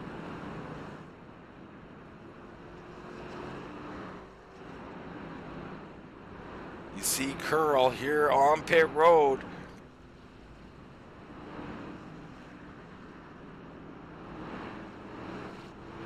And a slow stop for Curl. Matthews, I don't know what happened to Curl, but this is not good for him. Matthews has beat him out. So have some others, I believe. Maybe not, but Matthews definitely did. I'm not sure what Matthews did down there. And Matthews got a penalty. That's how he did it. Ryan Matthews being hauled up under a penalty and letting the whole field go by. Wow. Either exited a closed pit or sped, I'm not sure, but what heartbreak here for the 511 or 51. Just did his best to get around Curl on pit road, maybe just a little too fast on the exit as he'll have to go to the back of the field. That's going to make things all that more difficult for him as we're getting ready here, maybe going to one lap to green. Be interesting to see. It looks like Curl is going to end up coming the better out of all these drivers, but he even is currently scored in the 16th position, I believe. Yeah, it's so hard for me. My scoring is going nuts as we await green flag. It seems to only work during green flag conditions here under this format, but it looks like Seth Dameron out front right now. Now, is he waiting for a wave around Chris, or is he, in fact, our leader with Aaron Wisniewski right there behind him?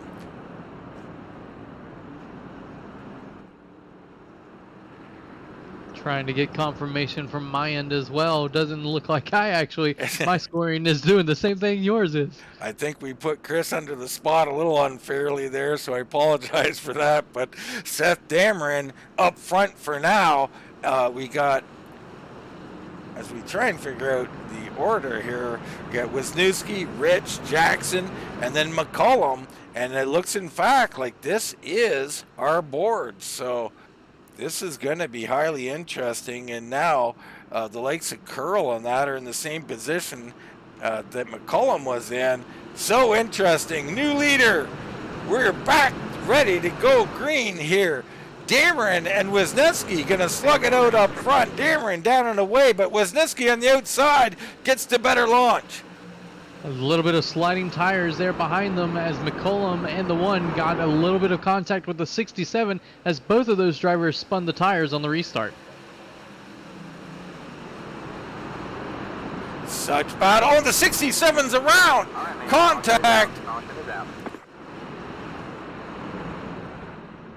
Timothy Holmes. Timothy Holmes has in fact wrecked up there. I don't know if he got hit or not. Let's get a replay on this and see exactly what happened with Timothy Holmes. You see him here. They're coming through the corner. He's got McCullum down low. They go into entry. Oh, and he throws it in really hard, really deep, and she just breaks loose. I mean, that was just too much to ask for those tires to stick there. And it looks like the 51 machine also got into him there. I don't have to double check to see exactly who that is. But what a tough moment for a couple of these drivers as we're getting ready to be at that normal pit stop that we know that it's coming in just a couple of laps.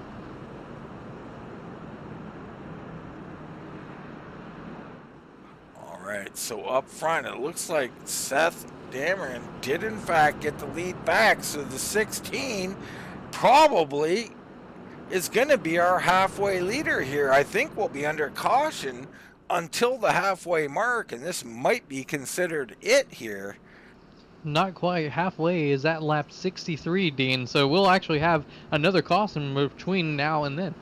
Well, I believe, even though it's called halfway, I think we're on the completion of lap 60 is when they're going to award this. So, you know, don't hold me to that, folks. I'm not awarding the $50, but my word is that on the completion of lap 60, and I'm going to try and confirm that right quick. I'm not sure I'm able to do that. Chris, if you could look in our notes that maybe, I think that information is there. And it does say halfway. It doesn't say exactly which lap. We'll see if we can catch up with race control here and find out from them. All right, Chris will look into that, but here we're on lap 57 right now. We're coming to 58, so I think regardless, we're going to go back under green flag conditions, and it is going to be something. I mean, these guys are racing tooth and nail.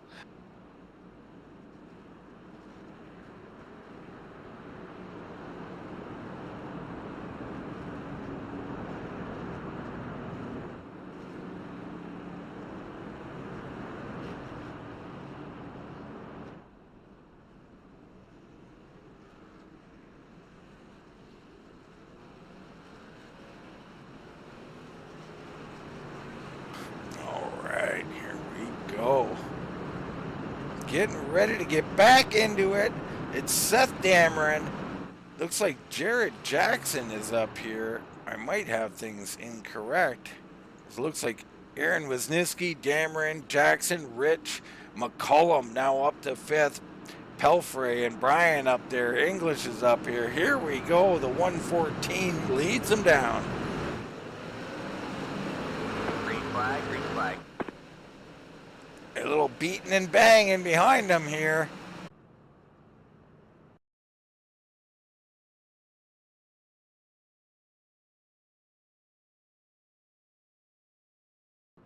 As unfortunately, we do not have that replay, so we'll have to find that another time, or we've seen a lot of what happened anyway. It looks like right now TJ Rich in the garage, banged up pretty severely, and that's not going to be good for him. Someone else stopped on the track. That's never a good situation, but he might be just trying to fall in line.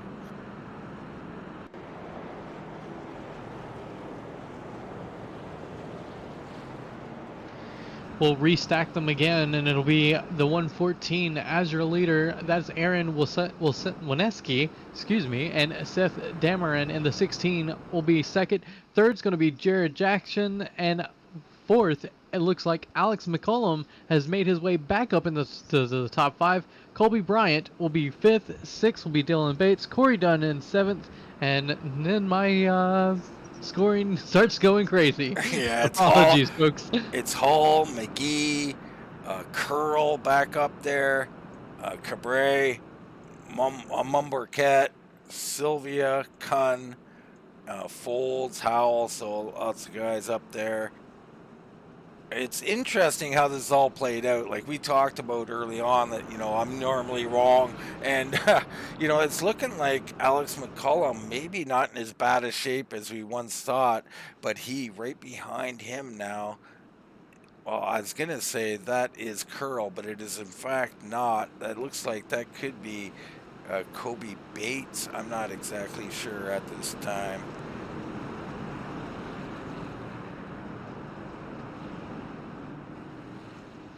And just got confirmation, unlimited tires until lap 60, no tires after lap 60. So you are correct. It does seem that these drivers were able to take tires before we hit lap 60. And it seems like they're not counting caution flag laps here, so we're going to race for these events, all of them. And here we go, the 114, another awesome jump from Aaron Wisniewski, and he is going to be out here, got a chance at this halfway marking award. That he does. The 116, or sorry, the 16 to Seth Dameron will look to get up there right now. Battle for third as McCollum on the outside is looking to get around Jared Jackson. And he's got to be careful here. This is still a long way to go. We're not even halfway. He cannot make any mistakes. McCollum already a little beat up. You can see the damage there. And he's racing a hard-charging Jared Jackson. Right behind them, Colby Bryant starting to make his name known out here. And the 91 behind him, Dylan Bates, but we got another caution. I believe that's going to be our halfway caution. Not sure if there was an actual wreck. I don't believe there was. So Aaron Wisniewski going to be your halfway winner of $50. What a job by him. And he is straight into the pits to go make sure that check has been signed and delivered. And he's down there. McCollum, of course, stays out. But Wisniewski's in. Dameron is in. Silva, Kun is in. Not as many takers as you might think with the amount of cautions we've had out here. And just 4 cars back from McCollum is James Curl, and his car is not nearly as damaged as that one machine, Dean. Yeah, it still is a talking point here, the Curl-McCollum thing, but Curl in a much worse position here. He's got 3 cars between himself and Alex McCollum, and they're no slouches. It's Jared Jackson, Colby Bryant, and Dylan Bates sitting here waiting for their opportunity. I mean, they've worked hard here. I mean, these guys are up quite a few spots. I mean, Jackson's 6, but Colby Bryant, how about this one, Chris? He is up 36 spots. Can't ask for a better night for that number 9 machine, that Reese's peanut butter cup machine there. Really doing a good job here to be up there and battling, and really that car looks pretty clean. Don't know if he's used a fast repair or not, but certainly a clean looking number 9. Once again, we had cars stopped on the track. We've got a few of them sitting here. Looks like Timmy Holmes is one of them. These guys wait to get into the proper alignment. I don't know if they got dropped to the back of the field penalties or what exactly is happening there, but a little confusion, a little problem. They're getting it sorted out here, and some pretty good cars, especially Timothy Holmes here. He was doing a whale of a job early on in this race.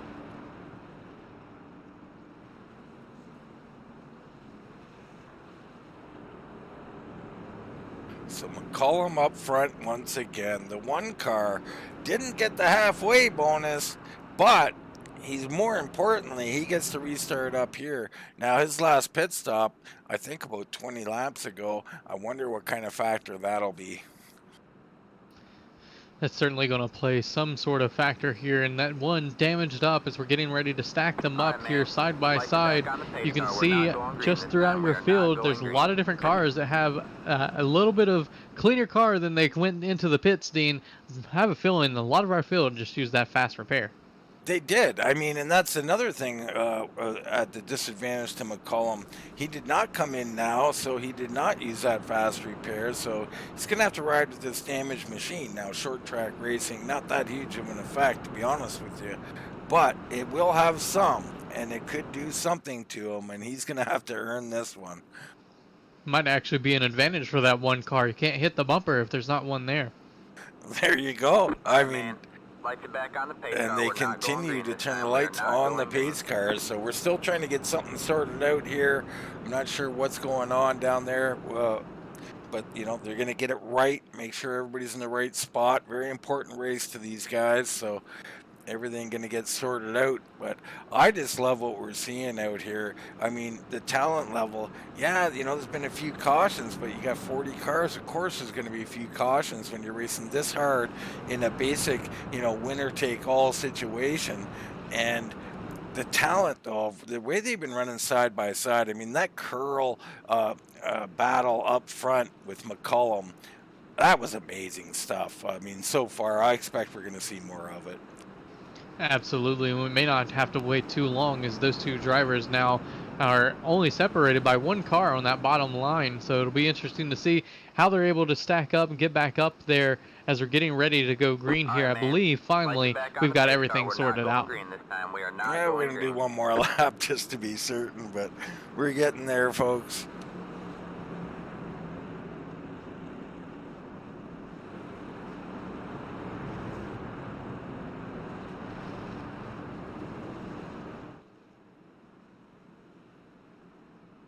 So McCullum, Jackson, Bryant, Bates, Curl, Hall, Cabre, McGee, Mumbercat, Folds, Ledbetter, Hayes, and of course my scorings went crazy, so I can't see now.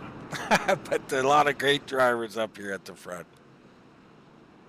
Absolutely, and Dean, just to let the folks at home know, since we're not counting the cautions here, it resets every lap that we're under caution. That's what makes it skip around, makes it difficult for us to really to do our jobs. But we'll do our best under cautions. We're getting ready to go green. The pace car now in the pits. All right, there we go. The one in McCullum with a great launch off the bottom. Jared Jackson desperately trying to hold on, blocking both lanes. The 9 up into the 91. And that's going to be Colby Bryant taking over third there. Dylan and that's Bates paving the way for the 25 or 26 machine of Curl as he goes around. Now the 9 around. The 91 gets into him, and around goes the 26 as well.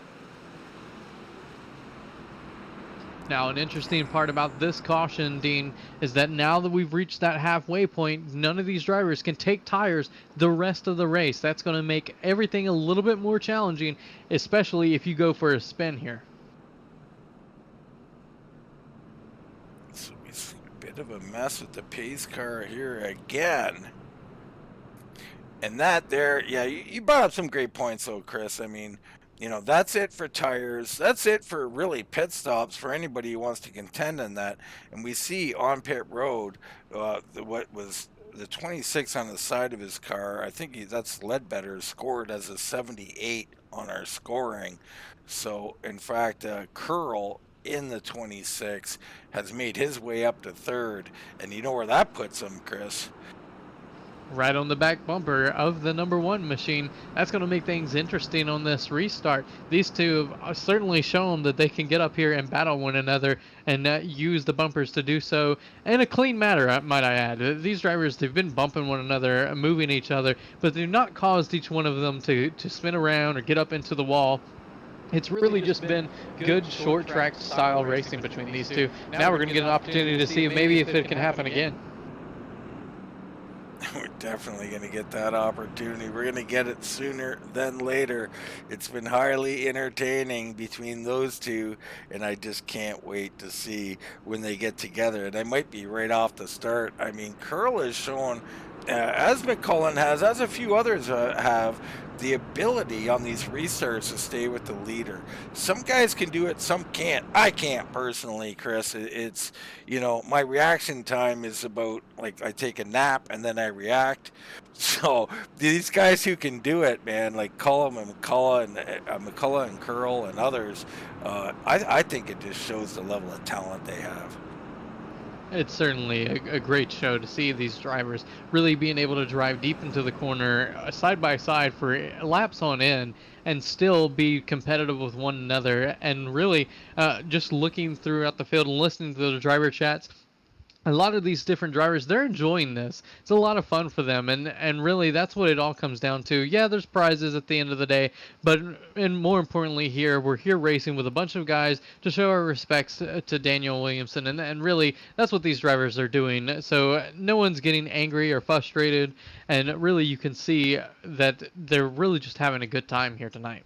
Well, you brought up Daniel, and that's what this is all about. Now, if you know, neither one of us really knew Daniel that well. We're aware of him and his accomplishments and what a kind of great person he was here in the iRacing community. But if we were to take a leap here, what would you think he would think of the racing out here that we've seen? Absolutely enjoying it. I mean, the side-by-side races that we've had throughout the entire race here tonight as we stack them up side by side, that's really good, fun, clean racing. That's what Daniel would have loved to have been able to see and be a part of here tonight, and we're grateful that we get the opportunity to do so in his memory.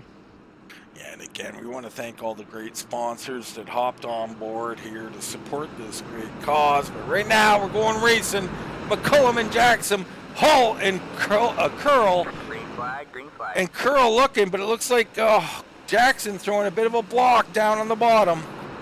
Certainly through the block there, knew exactly what he needed to do to keep that 26 behind him, able to do so. Now the 26 will have to gather it back up and try again, but right now McCullum still leads your field. The 12 getting a little bit of tap from the 26, and it kind of created a slinky effect there in the field, Dean.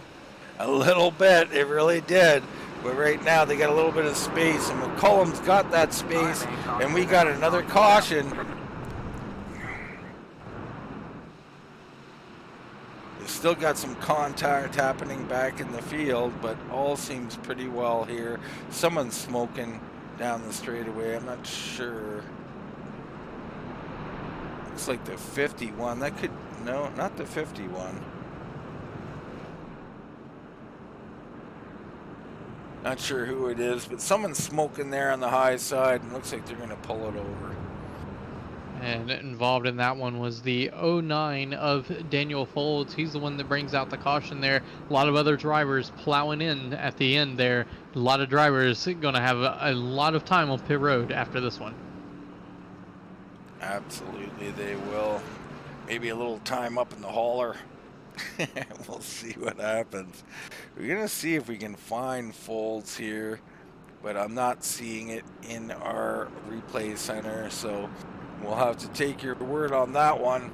McCullum. Looked like the 20 car got in a little bit deep, tried to do a really aggressive move to get underneath the 09 and the 81 machine. Was able to get under there, but the problem was the 09 was committed to go into that lower groove. Once he did, that's what made the contact, spin the 09 around, and at that point, a lot of different drivers just had nowhere to go, couldn't slow down in time. Involved in that was the 114, the 87, and the 50 machine. So some good cars involved there. They're all good cars here if they're racing in this event. McCullum, Jackson, Curl, Cabray, Hall, Mum, Borquette, McGee, and others up here in the top 10.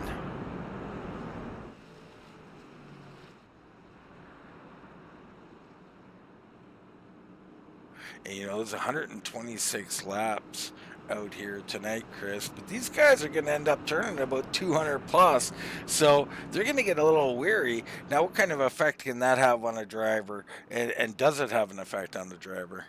Well, it certainly does, Dean, as these drivers will be looking in the rearview mirror here more and more frequently as we go along here, just trying to figure out who behind them is going to get the run, who's going to try to be that aggressive move and just get the nose in there and maybe give a slight push. It's all about whether or not you can get there cleanly and able to make the pass. But these drivers, they're going to be pressing that envelope as we go through the rest of this race. So a couple guys on pit road here. Now, I don't think they're not allowed to take tires. So I'm not sure why they would come Not in. allowed to come take tires, Dean, but they are allowed to come and fix damage. So a lot of these drivers are in to come get damage repaired. It does look like there may have been one or two of them that accidentally taken tires. It is set to unlimited here, so that may be an issue. We'll have to go back and watch that. But really, the only issue that we have to worry about is letting is just continue to call the race. We've got a race control here tonight that'll look for all of that stuff so that we don't have to. Yeah, that's absolutely correct. And up front, we don't see any of these guys. We're not going to have to worry about these guys. So the battle, McCullum and Curl, you know, that battle alone. But, I mean, we've got others up here, and they're going to fighting for this win.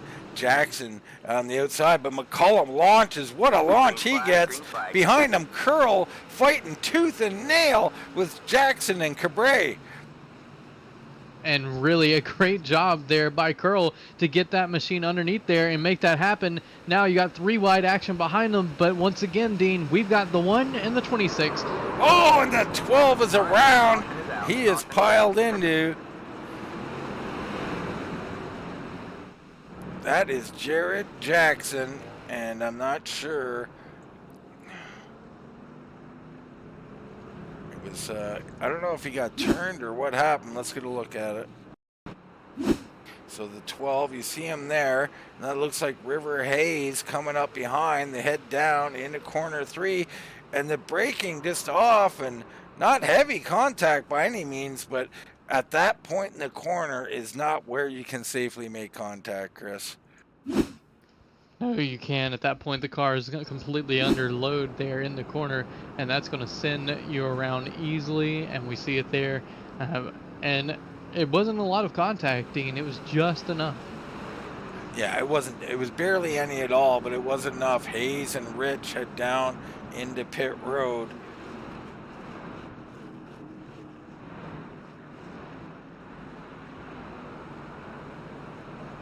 See a couple others coming in too. That looks like Hall down in here. Cullen Roberts, I think he's been down here for a while. Wisniewski is down on pit road. But the main battle, it has happened. It's Curl up here again, and he is going to do battle with McCollum.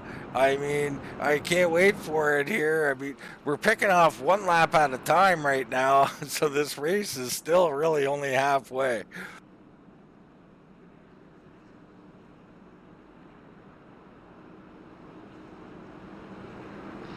Yeah, still a long ways to go here. We're creeping there to that finish line lap by lap, it seems, but that's okay. We're here enjoying the show at the moment, but we're going to get ready for some heated racing, as now we've got early contenders who were favorites in this race now going to be starting 1 and 2 for the first time since about lap 30, I do believe. Let's talk about some of our big movers. We have some guys up here now, like...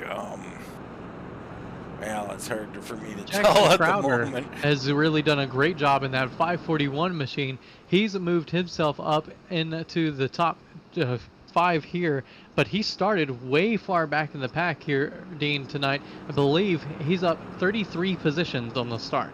Yeah, I mean him. You got McConey, you got Musgrave, Fisher. These guys all up 20 spots or more. It's incredible the amount of spots. Crowder 34.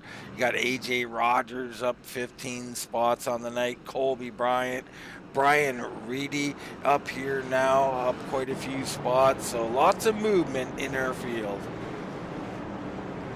Getting them side by side, going down the backstretch. The pace car looks to go to the pit road this time by. It'll be interesting to see it, Dean. We waited for it for almost 30 laps now. Now these two rivals, if you will, at the moment, or at least in this race, back side by side to start. Yeah, here we go. Green flag. McCollum, a great job. That's Cabre getting through. What a job by him. Throws a block down the straightaway. That's going to give him a weird entry. He's going to hang on to it, and they're wiping out again. That's Matthews going around.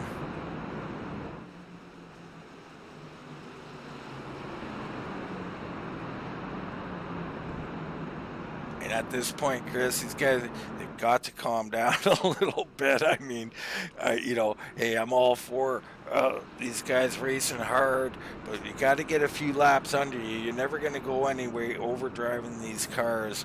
But McCollum holds on. Curl loses a spot. What a job by Cabre. I mean, he got in there, man, and he took it. The 71 looking good. He took it the hard way, Dean, and to block, he had to go all the way down to basically that inside wall to prevent Curl from getting the run on the underside of him. Now it'll be interesting to see if he can handle on the outside there, as he'll have the outside position on McCollum. McCollum will have Curl right behind him. Now, if I'm seeing this correct, on Cabre's car, it looks like it says McCollum on it. Am I seeing that right? Is his possible sponsor the leader?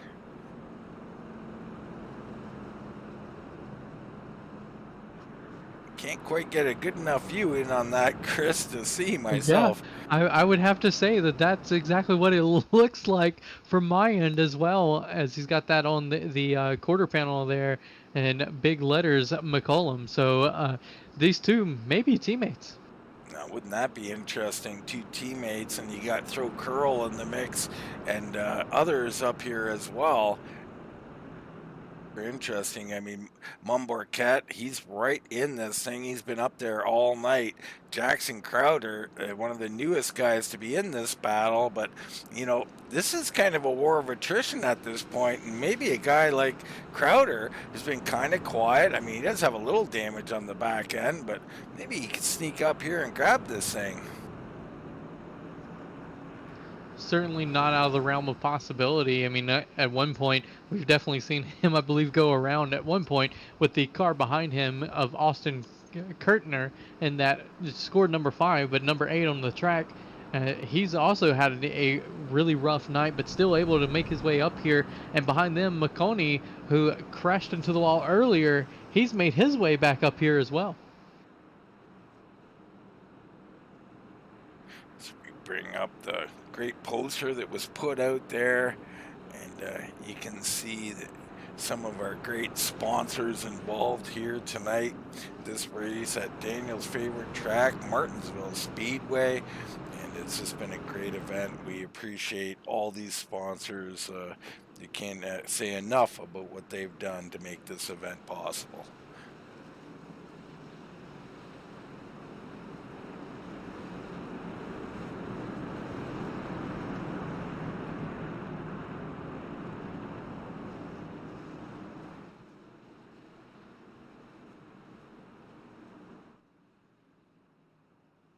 You get this great shot from the blimp out here, Chris, and what a beautiful scene it is as these guys come around, get ready to go racing.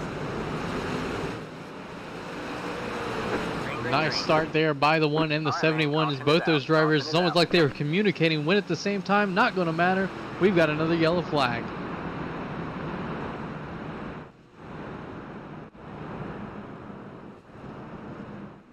I'm not sure what's happened out on the track.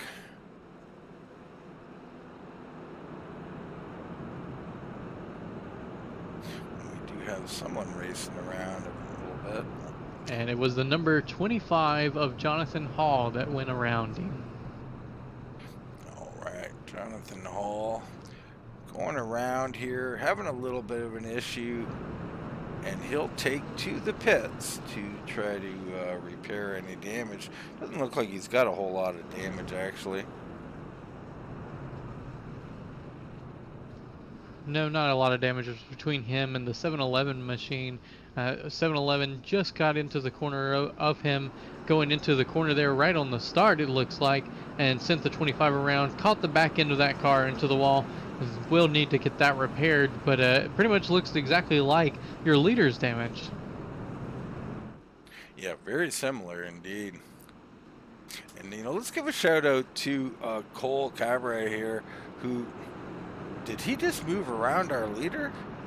That was a temporary thing there, but I thought maybe there's something happened I was unaware of. But the 71/51 on our scoring, Cole Cabaret, he has been looking better and better and better as this race goes along. Yeah, he was just trying to give his, looks like his teammate, the one there, a little bit of view of that, the rear bumper, so he knows where exactly to hit to move him up out of the way later in the race, Dean. That sounds like a possibility, no doubt. So the other interesting thing is here is James Curl not able to not only hold on to second, but he has dropped back to, it looks like, possibly 4th place right now. So the 16 of Mumborquette also getting around him. So interesting to see Curl lose a couple spots. And Dean, I think he's had a little bit of issues with the restarts here as of late, and just trying to be cautious, knowing that he's got to get that thing home to the end, not trying to pit here, don't want to be involved in any kind of incidents. So that may be one strategy. He's just kind of riding around trying to stay out of it. Yeah, and I think the other thing is, you know, like the cautions that we talk about, these have an effect on people in different ways. Some people don't mind, they take a rest, you know, grab a drink, relax. Other guys get highly frustrated or distracted with other things around the house or whatever.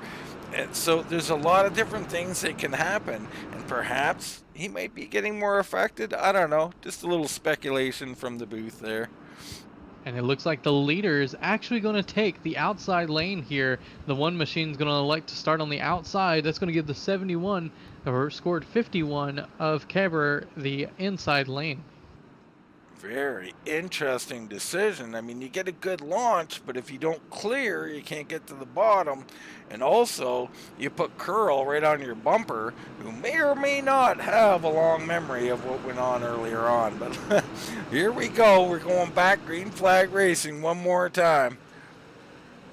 And the 71 launches first. So I don't know what's happened there, but your new race leader, Cole V. Cabrera, up to the point, the one fighting hard on the outside. Doing everything he can on the outside. McCollum trying to get the roll through the middle of the corner. The 16 all over the back of the 71. That's going to give the lead back over to Alex McCollum. So McCollum fights hard to get that back, and I mean, he had a fight for it. All right, man. Everything single file now. Looks like Jeff McConey. Oh, we've got another caution, Dean. Yeah, more carnage here on the track. I'm not seeing much at this point, but there was a little spin somewhere. And right now, we're going to take a short commercial break while they sort out this caution. We'll be right back.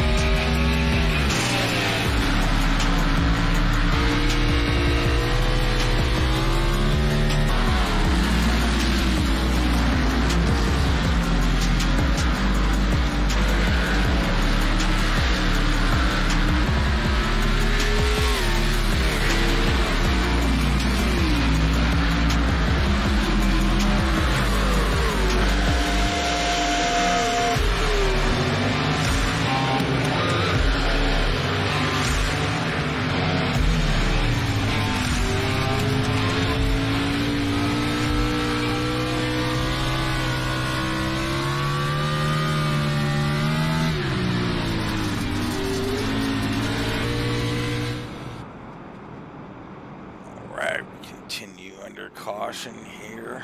McCullough, Cabrera, Mumbercat, Curl, Crowder, McConey, Fisher, Dameron now up to 8th. He was the first stage, was he winner or second place, I think. AJ Rogers up there as well.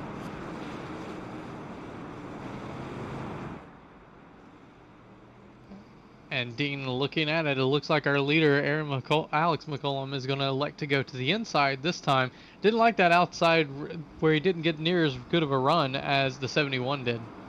No, I don't blame him. I'd be right back at home myself. We're about to go green, I believe.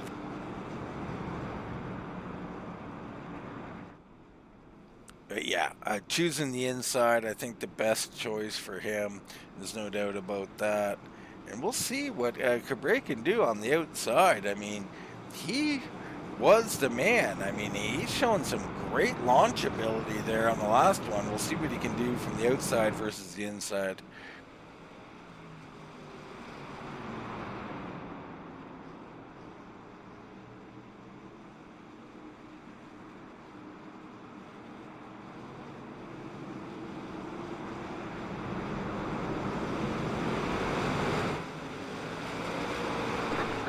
Green flag. All right, there we go. Everybody's status quo up front. Looks like Curl trying to take a peek to the inside. He's going to get that spot. So Curl quickly picks up a spot behind him. There's all kinds of racing going on. Curl really took advantage of Dustin Mombercat getting a little bit high in that corner and was able to get around him pretty easily there by using the momentum on the low side.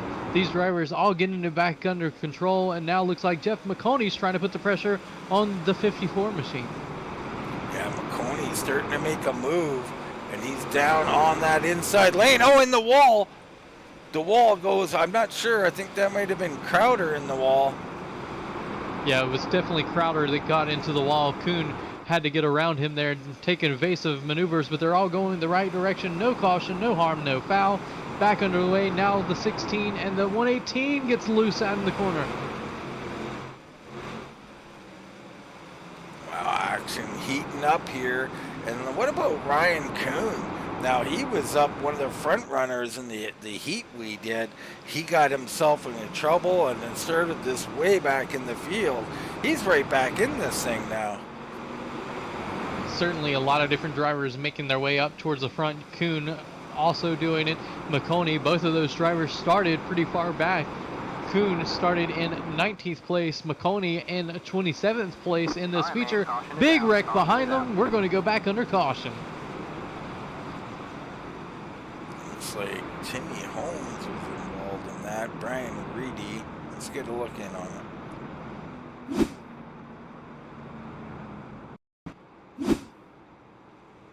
You see here, the 17, not really filtering up to the top of the track.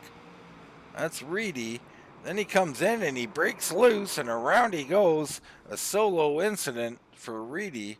I think something else happened on the track, but maybe I'm incorrect about that. Definitely Reedy with a self-spin. Nobody else involved there. Certainly it was another incident. Timmy Holmes and Bo Ledbetter are involved in a wreck. The number 26 actually went down that secondary pit road with the spectators standing there. Well, that's... Never like to see that. Those spectators, real or imagined, don't want them getting run over. Talk a little bit about this track now. You know, I'm not much of a history man, Chris, but I'm going to put you on the spot just for some fun here. And maybe you can tell us a little bit about Martinsville Speedway. Or not. Yeah, sorry about that. Martinsville Speedway. No, it's okay. Hey, I'm not a history guy. You don't have to be one. I'm just playing a little fun with you there, putting you on the spot. But there's, for any of us who are fans out here, I mean, I might not have specific things. I mean, there's guys who are great at calling up these things, but this has produced some just fantastic racing over the years. And, you know, if we can get to some green flag action here, I think we're about to see it because, you know, the talent has moved to the front here. And I really got to think we're going to see a great finish. It's just a matter of getting to, you know, 3 or 4 laps in, and then we'll get a run going here. Absolutely. The track broke ground in 1947, opened the same year. That's just how quick they got this thing built. Can hold from 44,000 to 65,000 different spectators here, depending on the configuration. It's definitely an interesting racetrack in and of itself. And July 4th, when this first race was ever held here, only 4 cars made it to the finish of the race, the fewest cars in any race held at the Speedway and at any NASCAR sanctioned track. Oh wow, that was worth digging up. I like that. That was interesting. McCullough out here, and McCabre doing a nice job. Filters into second, immediately down the track to block that inside lane off from Curl. Mumberket falls into 4th, and it's McConey now in 5th place, and he's going way down. A big block from Mumberket, and he's thinking about turning him. I think that was one heck of a block. I might turn him if he blocked me like that. Certainly an interesting moment there. McConey definitely gave him a little bit of a bump to let him know he wasn't happy with it, as we're back under caution again. Okay, another caution. Bo Ledbetter has jumped to the pit, so something with Bo Ledbetter. Let's have a look in and see what happened. So you see him there in the blue and fluorescent green, I guess. All kinds of carnage. A 42's in the wall, the 81 up. Ledbetter out to the outside wall, and I think Ledbetter's seen enough, and he's gone to the garage. Yeah, the 42 machine got sent around there, and that point, that's what ended up making this go in the opposite direction. And trying to figure out exactly who that is to let you know, Dean.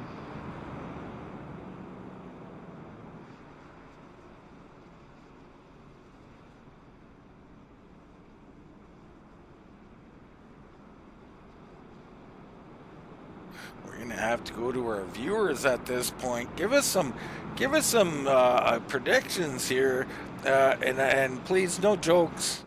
Let's predict who's gonna win the race. I mean, McCullum gotta be your favorite, but you got Curl's been up there, Cabre's been up there, McConey now, way up on spots, 20, 25 spots. Kuhn up there, Jackson Crowder, Seth Dameron, AJ Rogers, all these guys, Mumbarket. Who do you like? Who do you got here?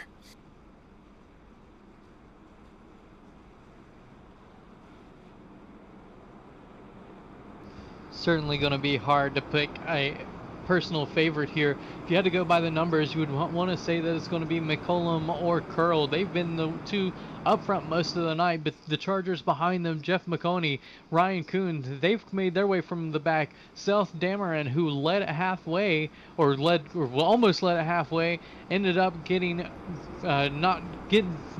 not getting that award, has now made his way back up into the 8th position, or 7th position, excuse me. So it's been interesting to see these different drivers making their way back up, and maybe, just maybe, we're going to have a pretty nice battle going here. Yeah, we might indeed. I think I'm trying to find Ryan Matthews. I'm not sure if he is blinked out, if he is gone. He may be gone from this race.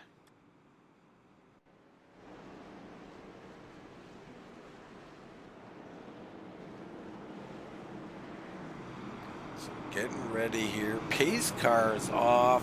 McCullum, Cabre, Curl, and Mumbarket. Here we go. One more time. Green flag, green flag. More hard racing. Down the track goes Cabre. Again, heavily blocking down those back straightaways. I mean, it's incredible though. These guys are going way down the track to block, but he can't block forever. Curl gets position, so now Curl trying to pick off behind. You got McConey working over the 116, and there contact. And there's returns a favor, sends him up the track, so McConey had enough. I'm not sure who deserved it and who did what, but McConey pushing his way up now into 4th place. Here comes Kuhn. Curl up into the wall, and as Cabre got into him and sent him up into the wall, McConey going to take over 3rd. That's going to send Curl back fighting for 4th with Kuhn. Wow, Curl had just made his way up there, and he slingshots on the high side. Well, thinking about 3 wide for a minute there. They think better of it. Curl trying to fight back against McConey. Pulls up even with McConey going into the corner. These two drivers giving it all he can. McConey is doing everything he can on that bottom groove. A little bit of connection issues there with Curl as he disappeared on my screen. He definitely blinking out. Now McConey's out. McConey has disappeared. Not sure what's going on as guys coming and going. Cabre now in solid 2nd place. Curl shown in 3rd. McConey could be our heartbreak winner as he seems to have disappeared. And it looks like race control has actually DQ'd a couple of drivers, Dean. Wow, interesting. Didn't see anything worthy of being DQ'd, but not my decision to make, nor did I look at it very carefully. James Curl sitting here in 3rd. It's Kuhn up to 4th. Jackson Crowder up 34 spots with a bent up, mangled machine, now in 5th position.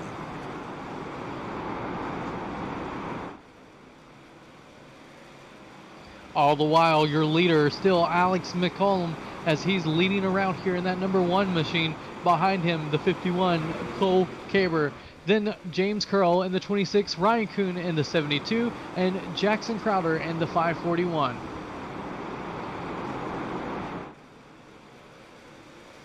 up front, McCullum and Cabrera, they are starting to walk away a little bit. And I don't know if their teammates are working together or if McCullum's his sponsor or what, but they run very similar and they're starting to really get a little lead. I mean, Curl starting to find his rhythm in third, though. We're on lap 82 of 126. Guys starting to finally get into a run here, starting to find out who's who and what's what.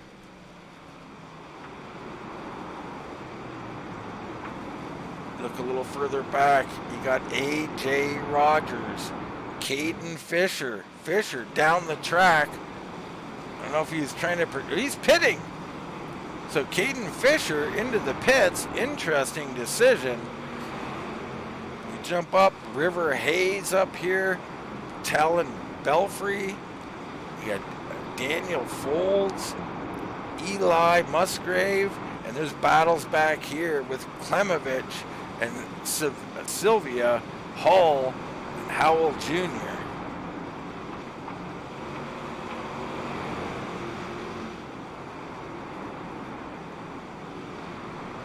And Dean, the battle for the lead is heating up as the 51 machine of Cabra is all over McCullum and gives him a little bit of a push coming out of the corner. Cindy, the one up the track, gathers it back up, still running 1-2 at the moment, but McCullum definitely under fire. He is under fire. The 71 rolling that corner so well, so strong through the middle half of the corner. And we've got another caution on the track. Looks like Eli Musgrave. Is there contact right there, or did he just move up the track?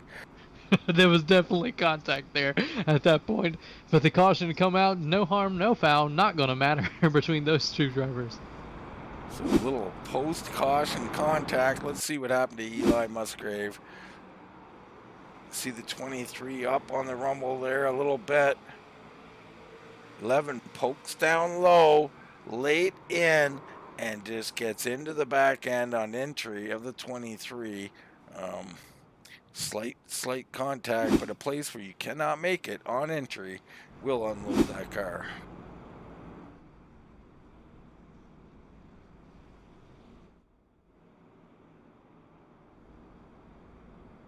So it looks like, is that the 116 or the one? That's Caden Fisher actually at the front. He just pitted. So Fisher going to get a wave around. And it looks like Jake Klemovich, who created that caution right then, was now DQ'd from the race for that incident. It looks like the race control trying to get a better control of the race and showing some little penalties for contact that could have been avoided.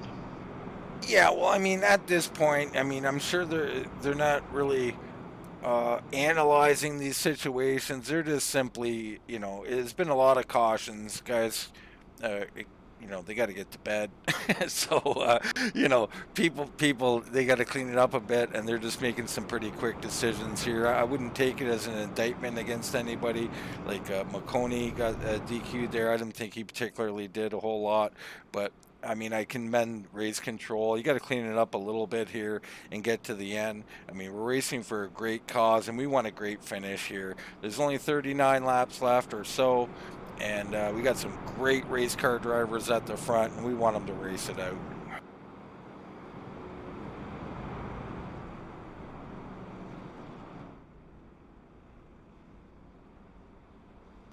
Well, while we have the opportunity, let's talk more about our sponsors for this race. Elite Performance Industries, Ryan Crew Motorsports, SPM, Rocket Racing Setups, McConey Setup Shop, Speed Shop 51, Pay to Win Setups, SBC Incorporated, and Dunn Motorsports 75. These sponsors have been able to make this event possible here tonight, and we could not thank them any more than we are here by trying to give them the best racing that we possibly can. Thank you to our sponsors, thank you to the fans, and thank you for the drivers that are out here racing tonight. Yeah, very well said. We definitely thank everybody who's involved and the guys watching here at home. I mean, it's been a long race, so if you're watching, we love the fact that you're still here with us, and we're going to crown a winner before the end of this evening. And right now, it's McCullough and Cabaret up front. Curl still in it. Kuhn now right there. Jackson Crowder, Mumbarket, Dameron, Rogers, Hayes, Folds, all these guys right in here in the top 10 as this field narrows down. We're getting ready to go back green. Cullum about to take off. A great launch, but again on the outside, Cabaret with a good job. Curl this time right on it. He's going to look to follow McCullum through. Rolling through the corner, McCullum going to get up there and take the lead. The 71 on your screen, 51 scored, gets into the wall. Curl now underneath him. That puts him up to the second position, looking to get around. Now he sets his sights. Oh, never mind. Getting the run on the outside there is the 51. Yeah, tough battler. You're not going to just go by the 71. You're going to have to fight for it. He's almost clear, but not quite. Got to get a good run through this corner to clear him. And I think he might have it this time. Yes, he's going to slide up, but of course the crossover comes right in. Cole not able to make the inside line there, work to get the crossover. He'll fall in line for third. Now the battle behind them for fourth as the 72 and 51 go at it. These guys battling really hard. Jackson Crowder, Ryan Kuhn going at it. Looks like Crowder going to take that one way down the track, blocking all kinds of chain reactions from that. And contact, the 16 and the 72 together. Behind them, they're bunching up. And kudos to those drivers able to keep it going in the right direction there, not bringing out the caution. We'll stay green, but definitely sideways action happening back behind your leaders. So back up front, McCullum, Curl, Cabaret. Now we got the 1-2, and Cabaret has been there all night. He's as solid as the rest of them, and he's probably hindering Curl's ability to run down the leader. And and he gets under him. Great job by the 71. Contact on exit. Curl into the wall. He's down the track, and there's movement all over. They're thinking about where to go and how to get there. That machine of James Curl is now beat all up. The entire right side of that machine, you can see the wheel. That's just how much damage. And then there's spoiler damage on top of that, Dean. That's making things all that more difficult as we have another caution. It looks like Ricky Howe Jr. was involved in a crash. Yeah, Ricky Howe definitely spun or got spun. Let's have a look in on it.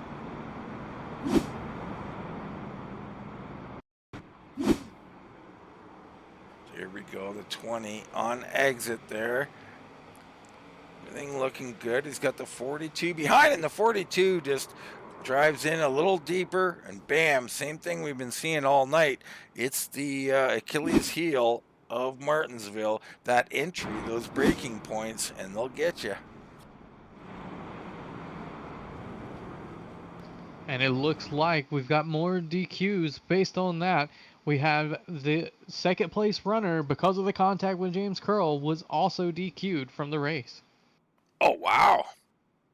Wow. So Cabaret has been DQ'd. So unfortunate. I mean, I don't know. When it comes to giving awards out, we talk heartbreak. Are DQs beyond, are they heartbreak? I'm not sure, Chris. It's certainly going to be hard for us to decide. And yeah, it's interesting to see what happened there with these different drivers. I mean, kudos for all these drivers up front after those contacts, multiple contacts, able to keep it going in the right direction. But now you're going to have McCullum, Curl, Kuhn, Crowder, and Maubriquet, your top 5. Yeah, and you got to like McCullum's chances at this point. I mean, Curl looking pretty beat up at this point. The car not quite what it was when it started. I mean, it might free it up. I don't know. It could help. Use the old wall wedge, perhaps. Certainly going to make that car have a little bit less downforce, and also that may help on the right front of that car of James Curl. Certainly going to keep that right front cooler than it would have been with the fender there. Now we're back under green. McCullum get a great launch off the corner. Yeah, he does. He always does. I mean, Just excellent starter here, but Curl hanging with them. Carr seemingly not that affected. Behind them, battles all around as Crowder and Kuhn go at it.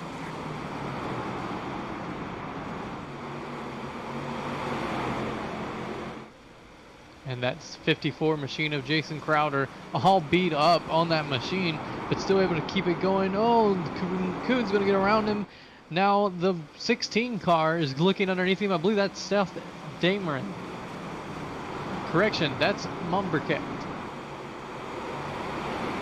Yeah, Mumberket down low fighting Jackson Crowder, and he is doing a whale of a job. And I got to tell you, Mumberket's car, one of the cleanest looking out here. I'm not sure if he's, been clean the whole race, but it definitely looks clean.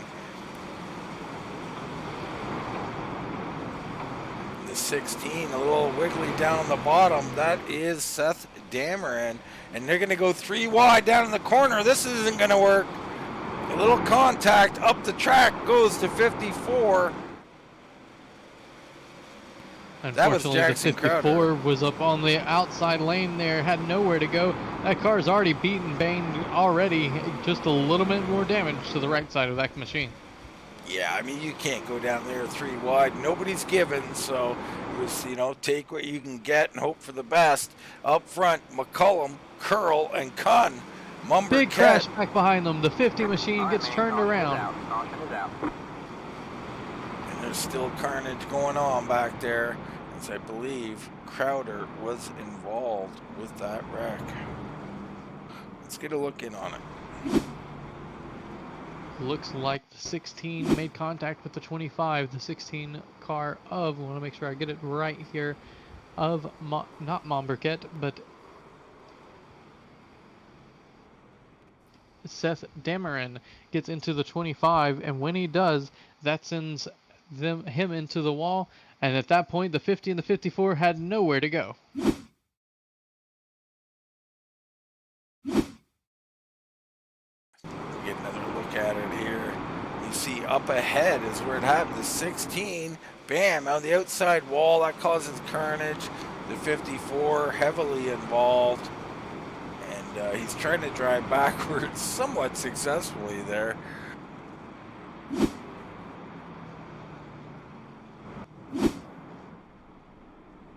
So I'm sure there'll be more DQs here as race control continues to get a handle on this. I mean, right or wrong, you got to finish a race, so they're going to continue to remove people. And now McCullum and Curl once again will start side by side. I'm going to be going green back with 26 laps here left to go, Dean. An interesting race here so far tonight. These two, we said it from pretty much the beginning, they were the class of the field, and even though those cars definitely a little bit worse for wear, they're still up here in front of the field. They're still there, they're still fighting, and there's going to be more fight here as they wind it up here, and a good start by McCullum. Curl slides quickly in. Green flag, green flag. Kuhn and Mumberket doing battle here for third. Mumberket going on the outside, be able to get the momentum out of the corner and down the straightaway, but Kuhn diving deep into the corner, trying to get the advantage. The two drivers are really battling it hard, clean driving. Looks like Kuhn may have an advantage, but as soon as you say it, the 116's back there beside him. Yeah, man, he does not give up, and I love the fight that he has. Mumberket's been a fighter all night long, doing an excellent job. And here he goes again, fighting back on the outside. This time a little better run. He might get by him here on the outside. I'm not sure. Kuhn doing a whale of a job down low. And these drivers are doing everything they possibly can to keep it clean here with the side-by-side action here. The 72 all the way down to the rumble strips, kind of goes up in the middle of the corner trying to get some momentum on the exit. Not able to do so. They're still dead even at the line. They are, and the more they battle, the top two walk away. So there's not much they're going to be able to do with them. We're on 25 to go here. 25 to go. Marquette Mombercat is making the outside work. Every time it looks like the 72 is going to have the advantage, the 116 is able to pull alongside and gain more momentum. These two drivers battling it hard for third position. Man, they are battling so hard all the way along. River Hayes sitting here, and we got carnage. Someone else is around. AJ Rogers involved in this one. So AJ Rogers, I'm not sure if he got hit or not, but he definitely spun around. Let's get a look in on this one. Ooh, and this one actually looks like a little bit of net code on my end. These two drivers barely made contact, and all of a sudden the 17 machine was around.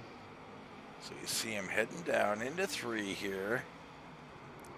And yeah, that's mostly a net code. I mean, I'm a big proponent of there is no net code. But that's only because I'd say usually it just makes that contact before it actually happened. But that one, a little skeptical on the net code side. So tough break for those guys. McCullum and Curl still there. And how about some of these other guys? Let's highlight some of these other drivers that are up here. You got Kuhn, of course, who is near the front. I think started at the front in our heat race. Hayes up 10 spots. He's been doing a whale of a job all night long. Daniel Folds up 10 spots in 6th position. And his car shows the fight that he's been in tonight.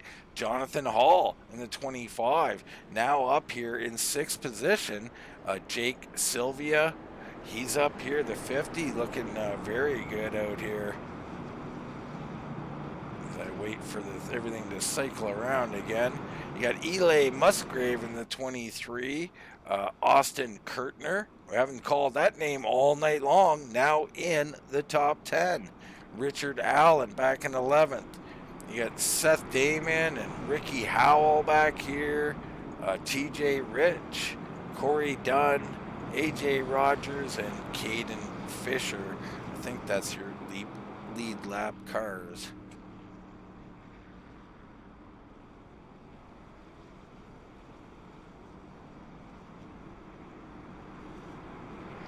Interesting note, the 116 of Mombercat was able to get around Ryan Kuhn at the time of caution using that outside lane. Now he'll have the more preferred inside lane.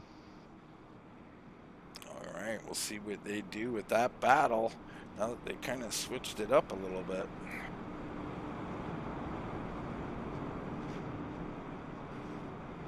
So McCullum, been his race, it's still his race to lose here basically. And Curl, and we know they slugged it out early on in this race. I'm waiting for that return. We're on 23 to go, and I think now's the time. Curl's got to regroup. If he's got any car left and any ability to stay with him, he's got to try and do it now.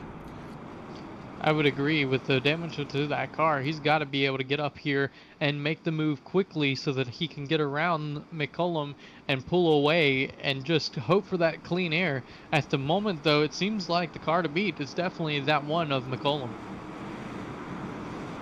No doubt about it. There he goes. A great launch again. Quickly, Curl to the bottom, and he's all over him. Curl, and they're wrecking behind him. All right, man. Caution is out. Caution is out. Massive carnage at the back. It continues as they continue plowing into each other. Looks like the 23, the 20, the 42, and several other drivers involved in this one, Dean. Yeah, let's see if we can even find what happened here. And what you see there, the 26 up into the wall, and then it's just a log jam, a parking lot, and everybody is got nowhere to go and trying to plow their way through as if it's the middle of winter. It's getting close to the middle of winter.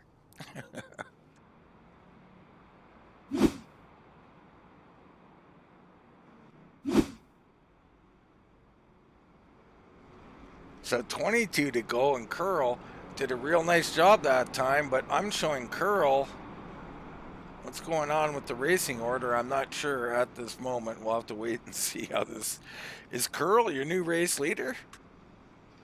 I believe he's still in second position, just got up there beforehand, and I don't know.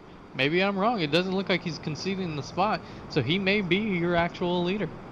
It might have been just when that caution flew, Curl was in the right spot, 1 inch ahead, and iRacing gave it to him. So, wow, what a turn of events. James Curl on the point by the looks of it.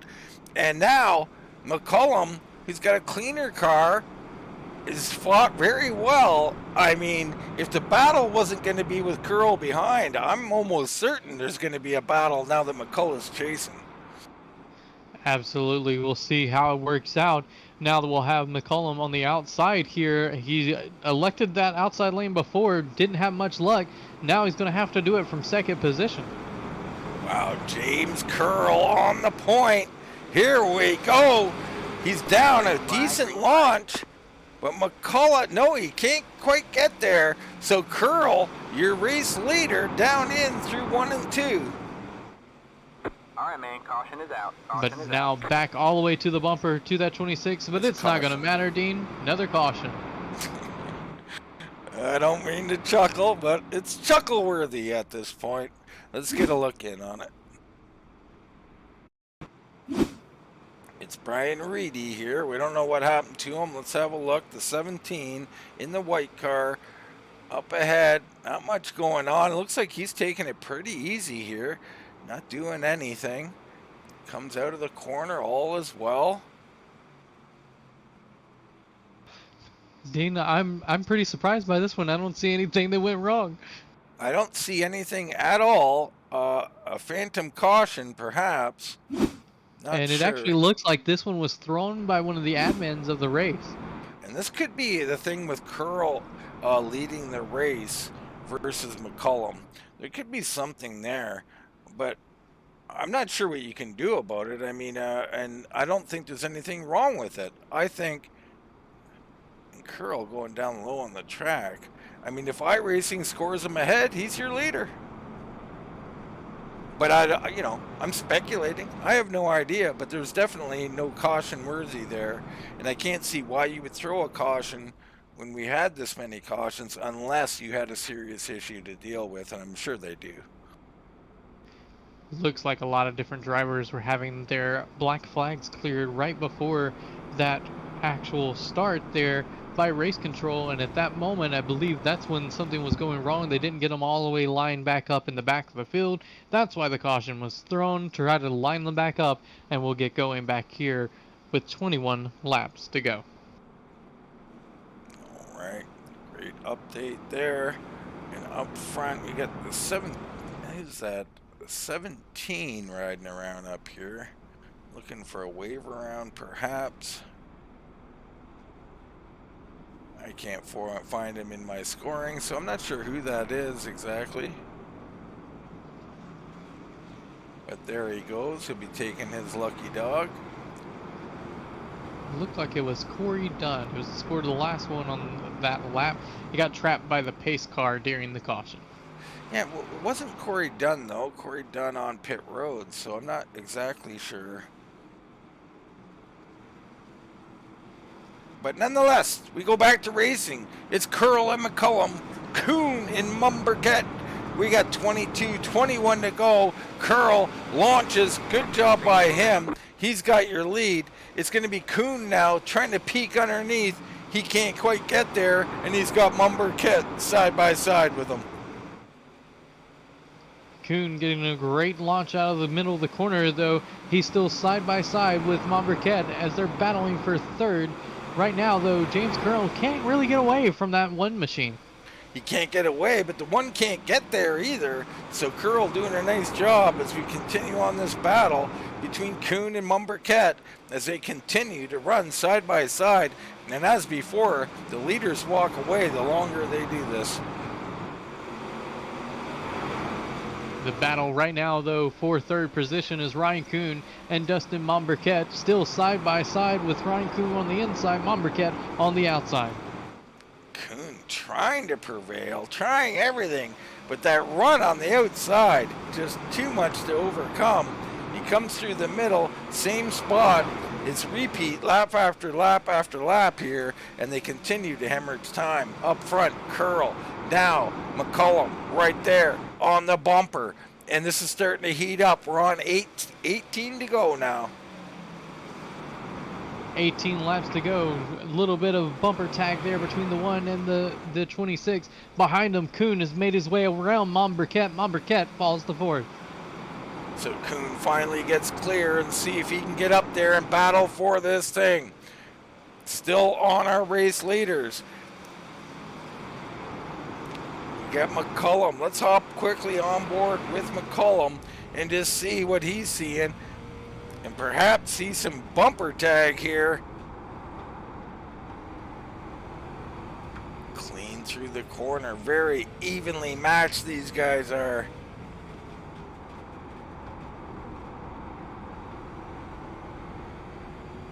Can't quite get underneath them, so we stay status quo. Curl with that beat up car. Oh, and a little maybe contact, maybe not quite.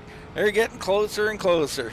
Seems like Alex McCollum can get through the corner a little bit better than Curl, but not able to do anything with it, and he has to continue to follow behind the number 26 machine.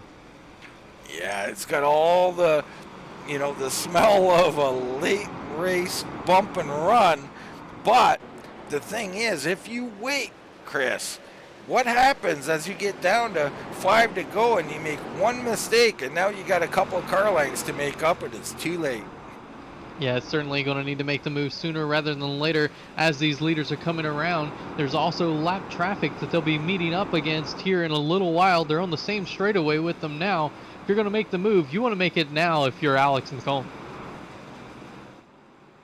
And he is trying and trying to get that run, a good run here. He peaks low, the block comes in, they enter a little shallow, up the track goes Curl. Here comes McCullough, and no, he can't get it done.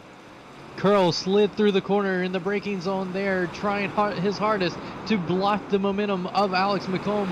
But when he was able to do it, he's able to get into the throttle much quicker than McComb and keeps him behind him. James Curl still leading. Alex McCullum chasing. All the while, Ryan Kuhn is making up small little chunks of ground trying to get in here. We're coming down to 10 to go here for James Curl. And now they're coming up on the first lap car of the 75 machine of Corey Dunn. Dunn will have to get out of the way here. James Curl looking to the inside. McCollum will follow. All is well there, and Dunn hugging low. A little surprising there. Didn't give a little more room, but great job. He held his line. Now your top 5 all within a second and a half of one another at such a small track, coming to 8 to go. Alex McCollum, if he's going to do it, Dean, he needs to get there in a hurry. He needs to get there now. I mean, we're getting down, 8 to go. Oh, and a little bobble there from Curl. I'm not sure if he touched the wall or what, but it didn't hurt him enough. So McCollum continues to follow. We come up on another lap car, mid-corner. This is going to be interesting. Jackson Crowder in the 54 machine in front of them. Curl going to go to the inside now. They're almost 3 wide going into the corner. They are 3 wide. 3 wide. McCollum trying everything he can. He's got a bit of a run. Slings high, looks low. He doesn't know where to go. A little late on entry. He's going to try and get a run here off the corner. Using that outside line there, he learned a little bit of something. It'll be interesting to see if he elects to go higher to try to get the momentum off the corner. No, sticks to the inside. Curl still leads them around. Curl is doing everything he can. He is overdriving this car, but just enough to make it work. What a battle. We are down to 5 laps to go. My goodness, Chris. It's heating up right back where we started. Curl and McCullough and Kuhn chasing. Kuhn has done a great job getting a third, but unless there's some contact, and there very well could be, I don't know if he's got a shot. Curl hanging on. 4 to go.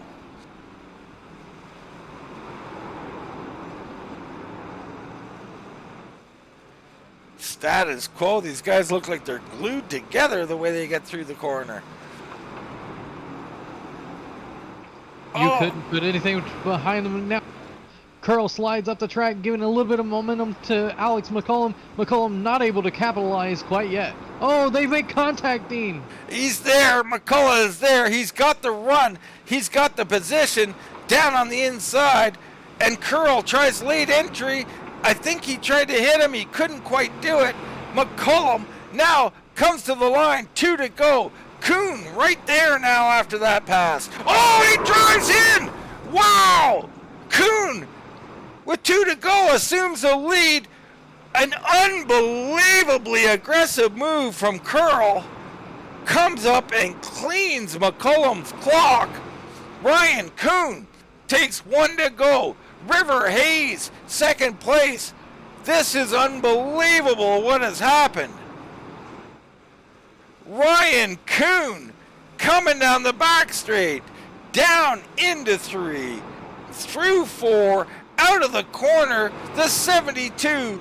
Ryan Kuhn gonna win this racing for Daniel, 126. Whoa, that was something. Dean, I don't even know what to say. Immediately, Curl was DQ'd by the race officials for that impact. Not sure what exactly happened there. I knew he was frustrated with the little bumper to the back. But man, oh man, what a race. Ryan Kuhn getting the victory. I caught it earlier in the night. I said that I was a favorite for Ryan Kuhn, and he gets the victory here tonight in a wild one at Martinsville. Wow. Wow. Let's see if we can get a replay of that, because that was something. I mean, let's not take away from Kuhn. Great victory by him, but let's see if we got a replay of this Curl McCullough incident. And here we go. There it is. Little contact, double contact. The 25 now heads down into corner 1, and he is so far. It's just a full send. He just cleaned him out. I mean, there's no other way to look at it. So a bad move by Curl. Upset, I'm sure, but that's not good. But let's talk about Ryan Kuhn. He was on the pole during the heat race because McCollum was already in for winning the pole, so he started on the pole in the heat race. Had an incident early on in that race, got way back in track position, did transfer, but started so far back, he ends up a plus 18 and your race winner. Incredible race for Ryan Kuhn, and that car pretty much looks the best clean out there as far as your top 10. So did what he needed to do at the end. A little bit of damage to it, but all good in that car, bringing home the victory here tonight. Unbelievable action. I mean, I can't say enough. Like at the end there, that was just some intense stuff. Unbelievable. And Ryan Kuhn, your race winner. Right now, we bring in Kyle into the booth. And Kyle, I mean, you know, it's Martinsville. There's some, you know, there's some cautions in that, but the show put on at the front was something. A little skeptical action there at the last couple laps, but stuff happens here at Martinsville. All in all, a great charity event here. Yeah, I wish that we could have got some more green flag runs and not had so many cautions. Not really very happy, so to speak, with the outcome and the way we had some cautions there. Was just entirely too much. These guys are some of the best on iRacing, but it's Martinsville. Very true, but you put that kind of talent together on a short track like this, and because they all want to win, it's bound to happen. And Chris, you got some words to say? Absolutely. I mean, it was an interesting race here tonight. We talk about it. We've got some of the best out here that really, and emotions go high when you're battling for a race like here tonight. Yes, this is a charity event. Yes, you want to all go out there and get the victory. But really, reality, what matters most is that we're able to come out here for a good cause, put on an interesting show, good show, and actually raise some money for Daniel's family. And that's really what it matters most here tonight. Yeah, and we want to thank you, Kyle. I mean, you're one of the people who put this together, and it's a special event. Let's set aside, the frustration of some of the racing or whatever, and just talk a little bit about the event and what Chris has talked about. I mean, this is for the family. This is about Daniel, and I commend you for what you put together. You and the sponsors and everybody else. You did a great job bringing everybody in here. You can't control their racing. Yeah, it's like you said, you can't control what everybody does on the track. You try to, but at the end of the day, you can't. But outside of that, no. I mean, the sponsors that we had, everyone that I went and talked to from the moment go was, "Yep, we're on board." What can I do? And that was what was just really just blew my mind. How many people was like, "Yep, I'm in, count me in, no questions asked." And to raise the money that we did for his family and Daniel helped so many people on this server for so long, and not even in iRacing, in racing in real life. I told the guys in the drivers' meeting and even at halfway, I'm not sure if you guys were able to play what we were talking there, but I told everybody. I mean, Daniel has helped so many people on here and was so competitive when it come to not only iRacing but racing in real life and even playing hockey. Never met anybody was as competitive as he was, and that's really what made our team at Accelerated what it is today. Without him, we wouldn't be the team that we are. And we know that we're going to miss Daniel. And like I told everybody, we're going to race with him in our hearts forever. And it's just been really humbling to see all the love and support. And while the racing didn't obviously turn out like we wanted, just to see that many drivers show up and support this deal was just truly amazing. I can't express the gratitude for that and the great sponsors that we have and the great job you guys did with the broadcast. I was watching some of it throughout the race on my phone, just trying to pay attention to what was going on there. And you guys did a phenomenal job, and we'd love to have you back because we're going to do this again every year. Hopefully next year will be a little better, but it's a learning curve for everybody. Daniel put all these big races on for so long, and he would plan this out over 2 or 3 months. And he was so detail oriented. I mean, right down to just making the flyers. It was like, well, does this look right? Does that look right? I mean, he was so detail oriented in it and wanted to make sure that, every T was crossed and I was dotted, so to speak. And I can't express to you guys, how much this meant and what it means to our team. And it's been really, really humbling to see all the love and support. I just, I tried to throw this together in about 2 weeks' time. So there was some hiccups along the way with the servers and things like that, but it's a learning process, and we've really enjoyed doing it. And hopefully everybody got to enjoy somewhat of a good race, I guess. Well, there were some thrilling moments, there's no doubt. And Kyle, us at Wind Tunnel TV just want to, express our gratitude for being asked to be involved in it. We love supporting it. We are happy to do it, and we think you did a great job, man. And congrats on the event. And we got our winner too standing by. If you want to give him a shout out before you head out. Yeah, I want to congratulate Ryan Kuhn. There's going to be a trophy and some money awarded to him over the whole deal. Congratulations to him. I'm sure it's probably not the way he wanted to win it, but sometimes I guess it's better to be lucky than good and be in the right spot than it is to be leading the whole thing from flag to flag. That's where these things play out. So Ryan, congratulations. I'm glad you could win the inaugural Daniel Memorial Race, and hopefully you'll come back and bring your guys back with us next time. Yeah, I mean, it was a fun race, I know it's not the race you guys wanted, but it'll happen sometimes.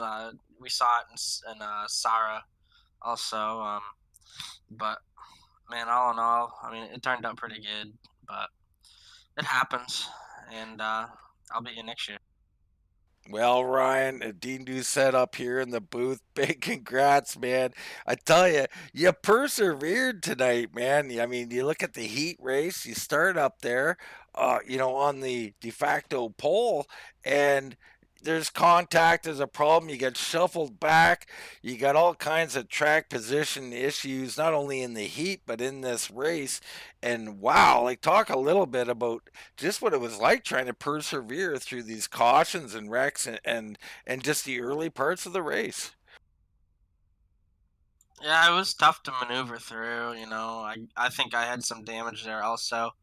Um, but I know a couple guys ran out of fuel. I know my teammate did. He ran out, and it was really a rough race. And I just at the end there, after that lap 60 caution or whatever it was, when I took my last set of 4, and I stayed so patient. I stayed way behind the pack. I didn't really push it at all. I saw a bunch of cars wrecking. I knew there was going to be more wrecks, so I was really patient with it, and it was really survival. And I think I did a pretty dang good job of surviving, and it took us to victory lane. So all in all, it worked out good for me. Sucks that my teammate ran out of fuel, and my other teammates got caught up in wrecks. But that's Martinsville, and it'll happen.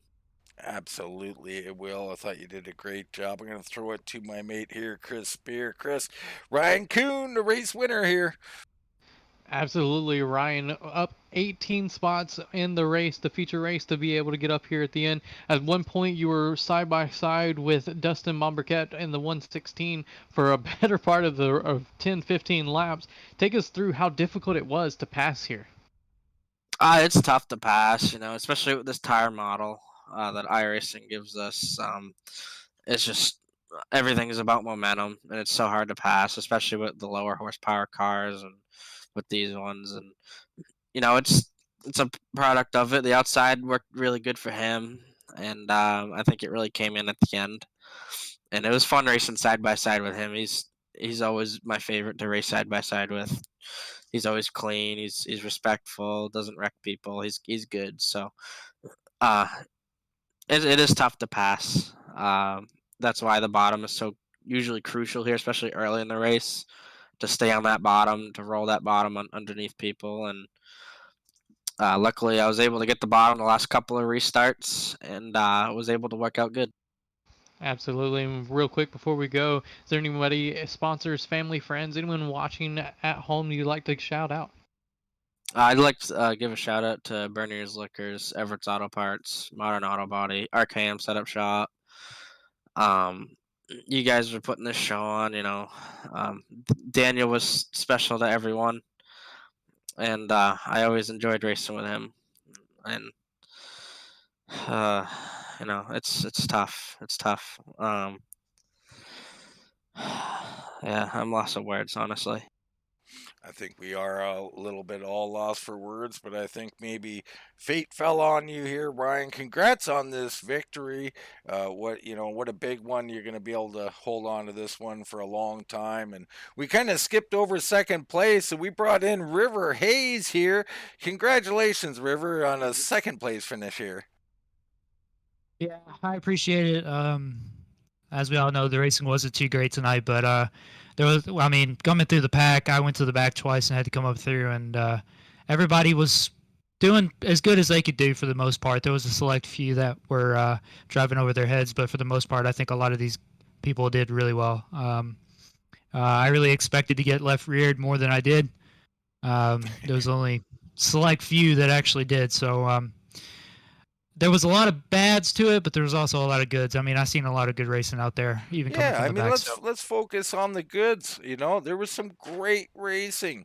I mean, we some of the battles we seen up front, we were highly impressed with. And Martinsville, you put the tension up, people are going to drive a little over their heads. It happens. But River, I got to tell you, we watched you. I mean, I didn't see much out of you in the way of aggression out there. I thought you did a great job. And really, probably the main reason that you end up in second is because you did race under control. And you talk a little bit what it takes, not only at a place like Martinsville to race under control, but when you have several cautions. I mean, the laps aren't even being counted under caution. It's a long night. It's hard to keep your concentration up. What were you doing to stay focused here tonight? Yeah, it was definitely a long race. I got tired of sitting in the seat, and I even contemplated parking it about halfway through. But I'm glad I didn't, because this race meant a lot to me, and it meant a lot to everyone. I just stuck it on the top. I mean, I seen a lot of people fighting over the bottom, and I didn't fight over the bottom all night. I stayed on top and made up a lot of spots up there, surprisingly, because everybody was checking up on the bottom, and it was really fun to come up through there and see everybody. And I wouldn't be the racer I am today without Daniel. I mean, I spent a lot of time trying to build setups and build talent and work on cars day in and day out to try to beat that guy, and I don't think I wound up beating him very many times before he had to say goodbye. But he was a great guy. I got the chance to talk to him a lot.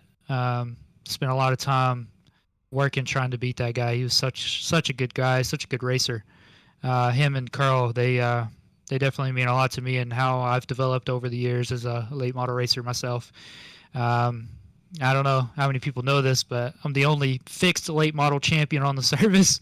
That wouldn't have happened if it wasn't for Daniel. I mean, I spent so much time trying to learn from him, and he was just a good role model to have. And yeah, I think everybody out here tonight had a heavy heart racing tonight, and there was only a select few that just driving over their heads. I want to say a good shout out to Heather and the kids. I know they're going through a lot right now, but husband and dad meant a lot to me and a lot of these guys in the iRacing community, and yeah, it was a night to remember, even though it didn't go as planned. Well, Chris, River Hayes with some poignant words there. We'll give the last word to you, Chris, here.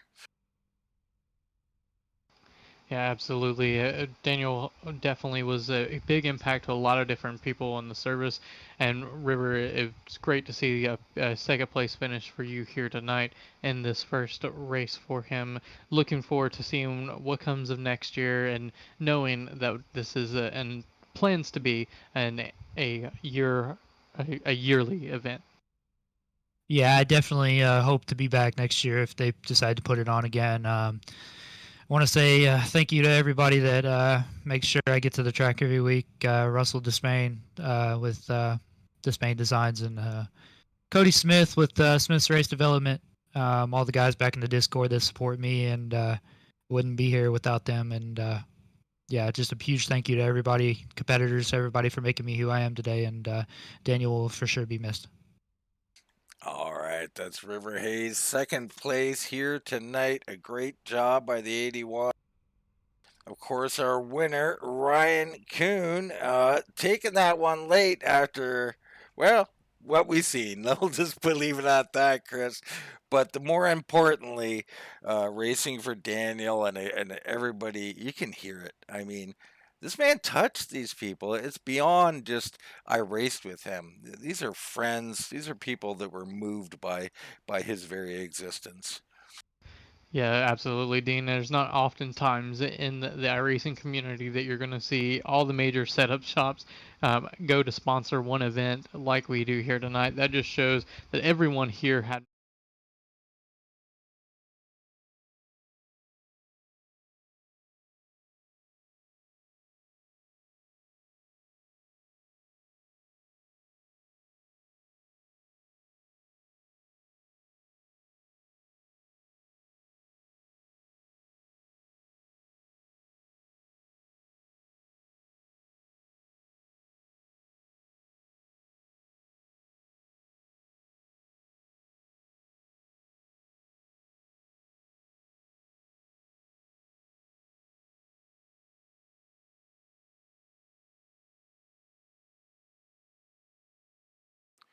Absolutely, he was, and some great comments out there on YouTube. I certainly appreciate the shout out from Jeff McConey and others around there. It was a long night, but well worth it. We enjoyed it here, but that's probably going to wrap it up for the night. Don't forget, tomorrow night we got the Cup Series. I'll actually be on the track. Chris will be out there with Jared Carr calling that race, and I think I'm going to go get him tomorrow night, Chris. Or I'm sorry, that's on Thursday night. I get my nights confused. But anyway, come join us on Thursday night. But for myself, Dean Doucette, for Mr. Chris Spear, that's going to wrap it up here from Martinsville. And we'll see you right here next time on Wind Tunnel TV.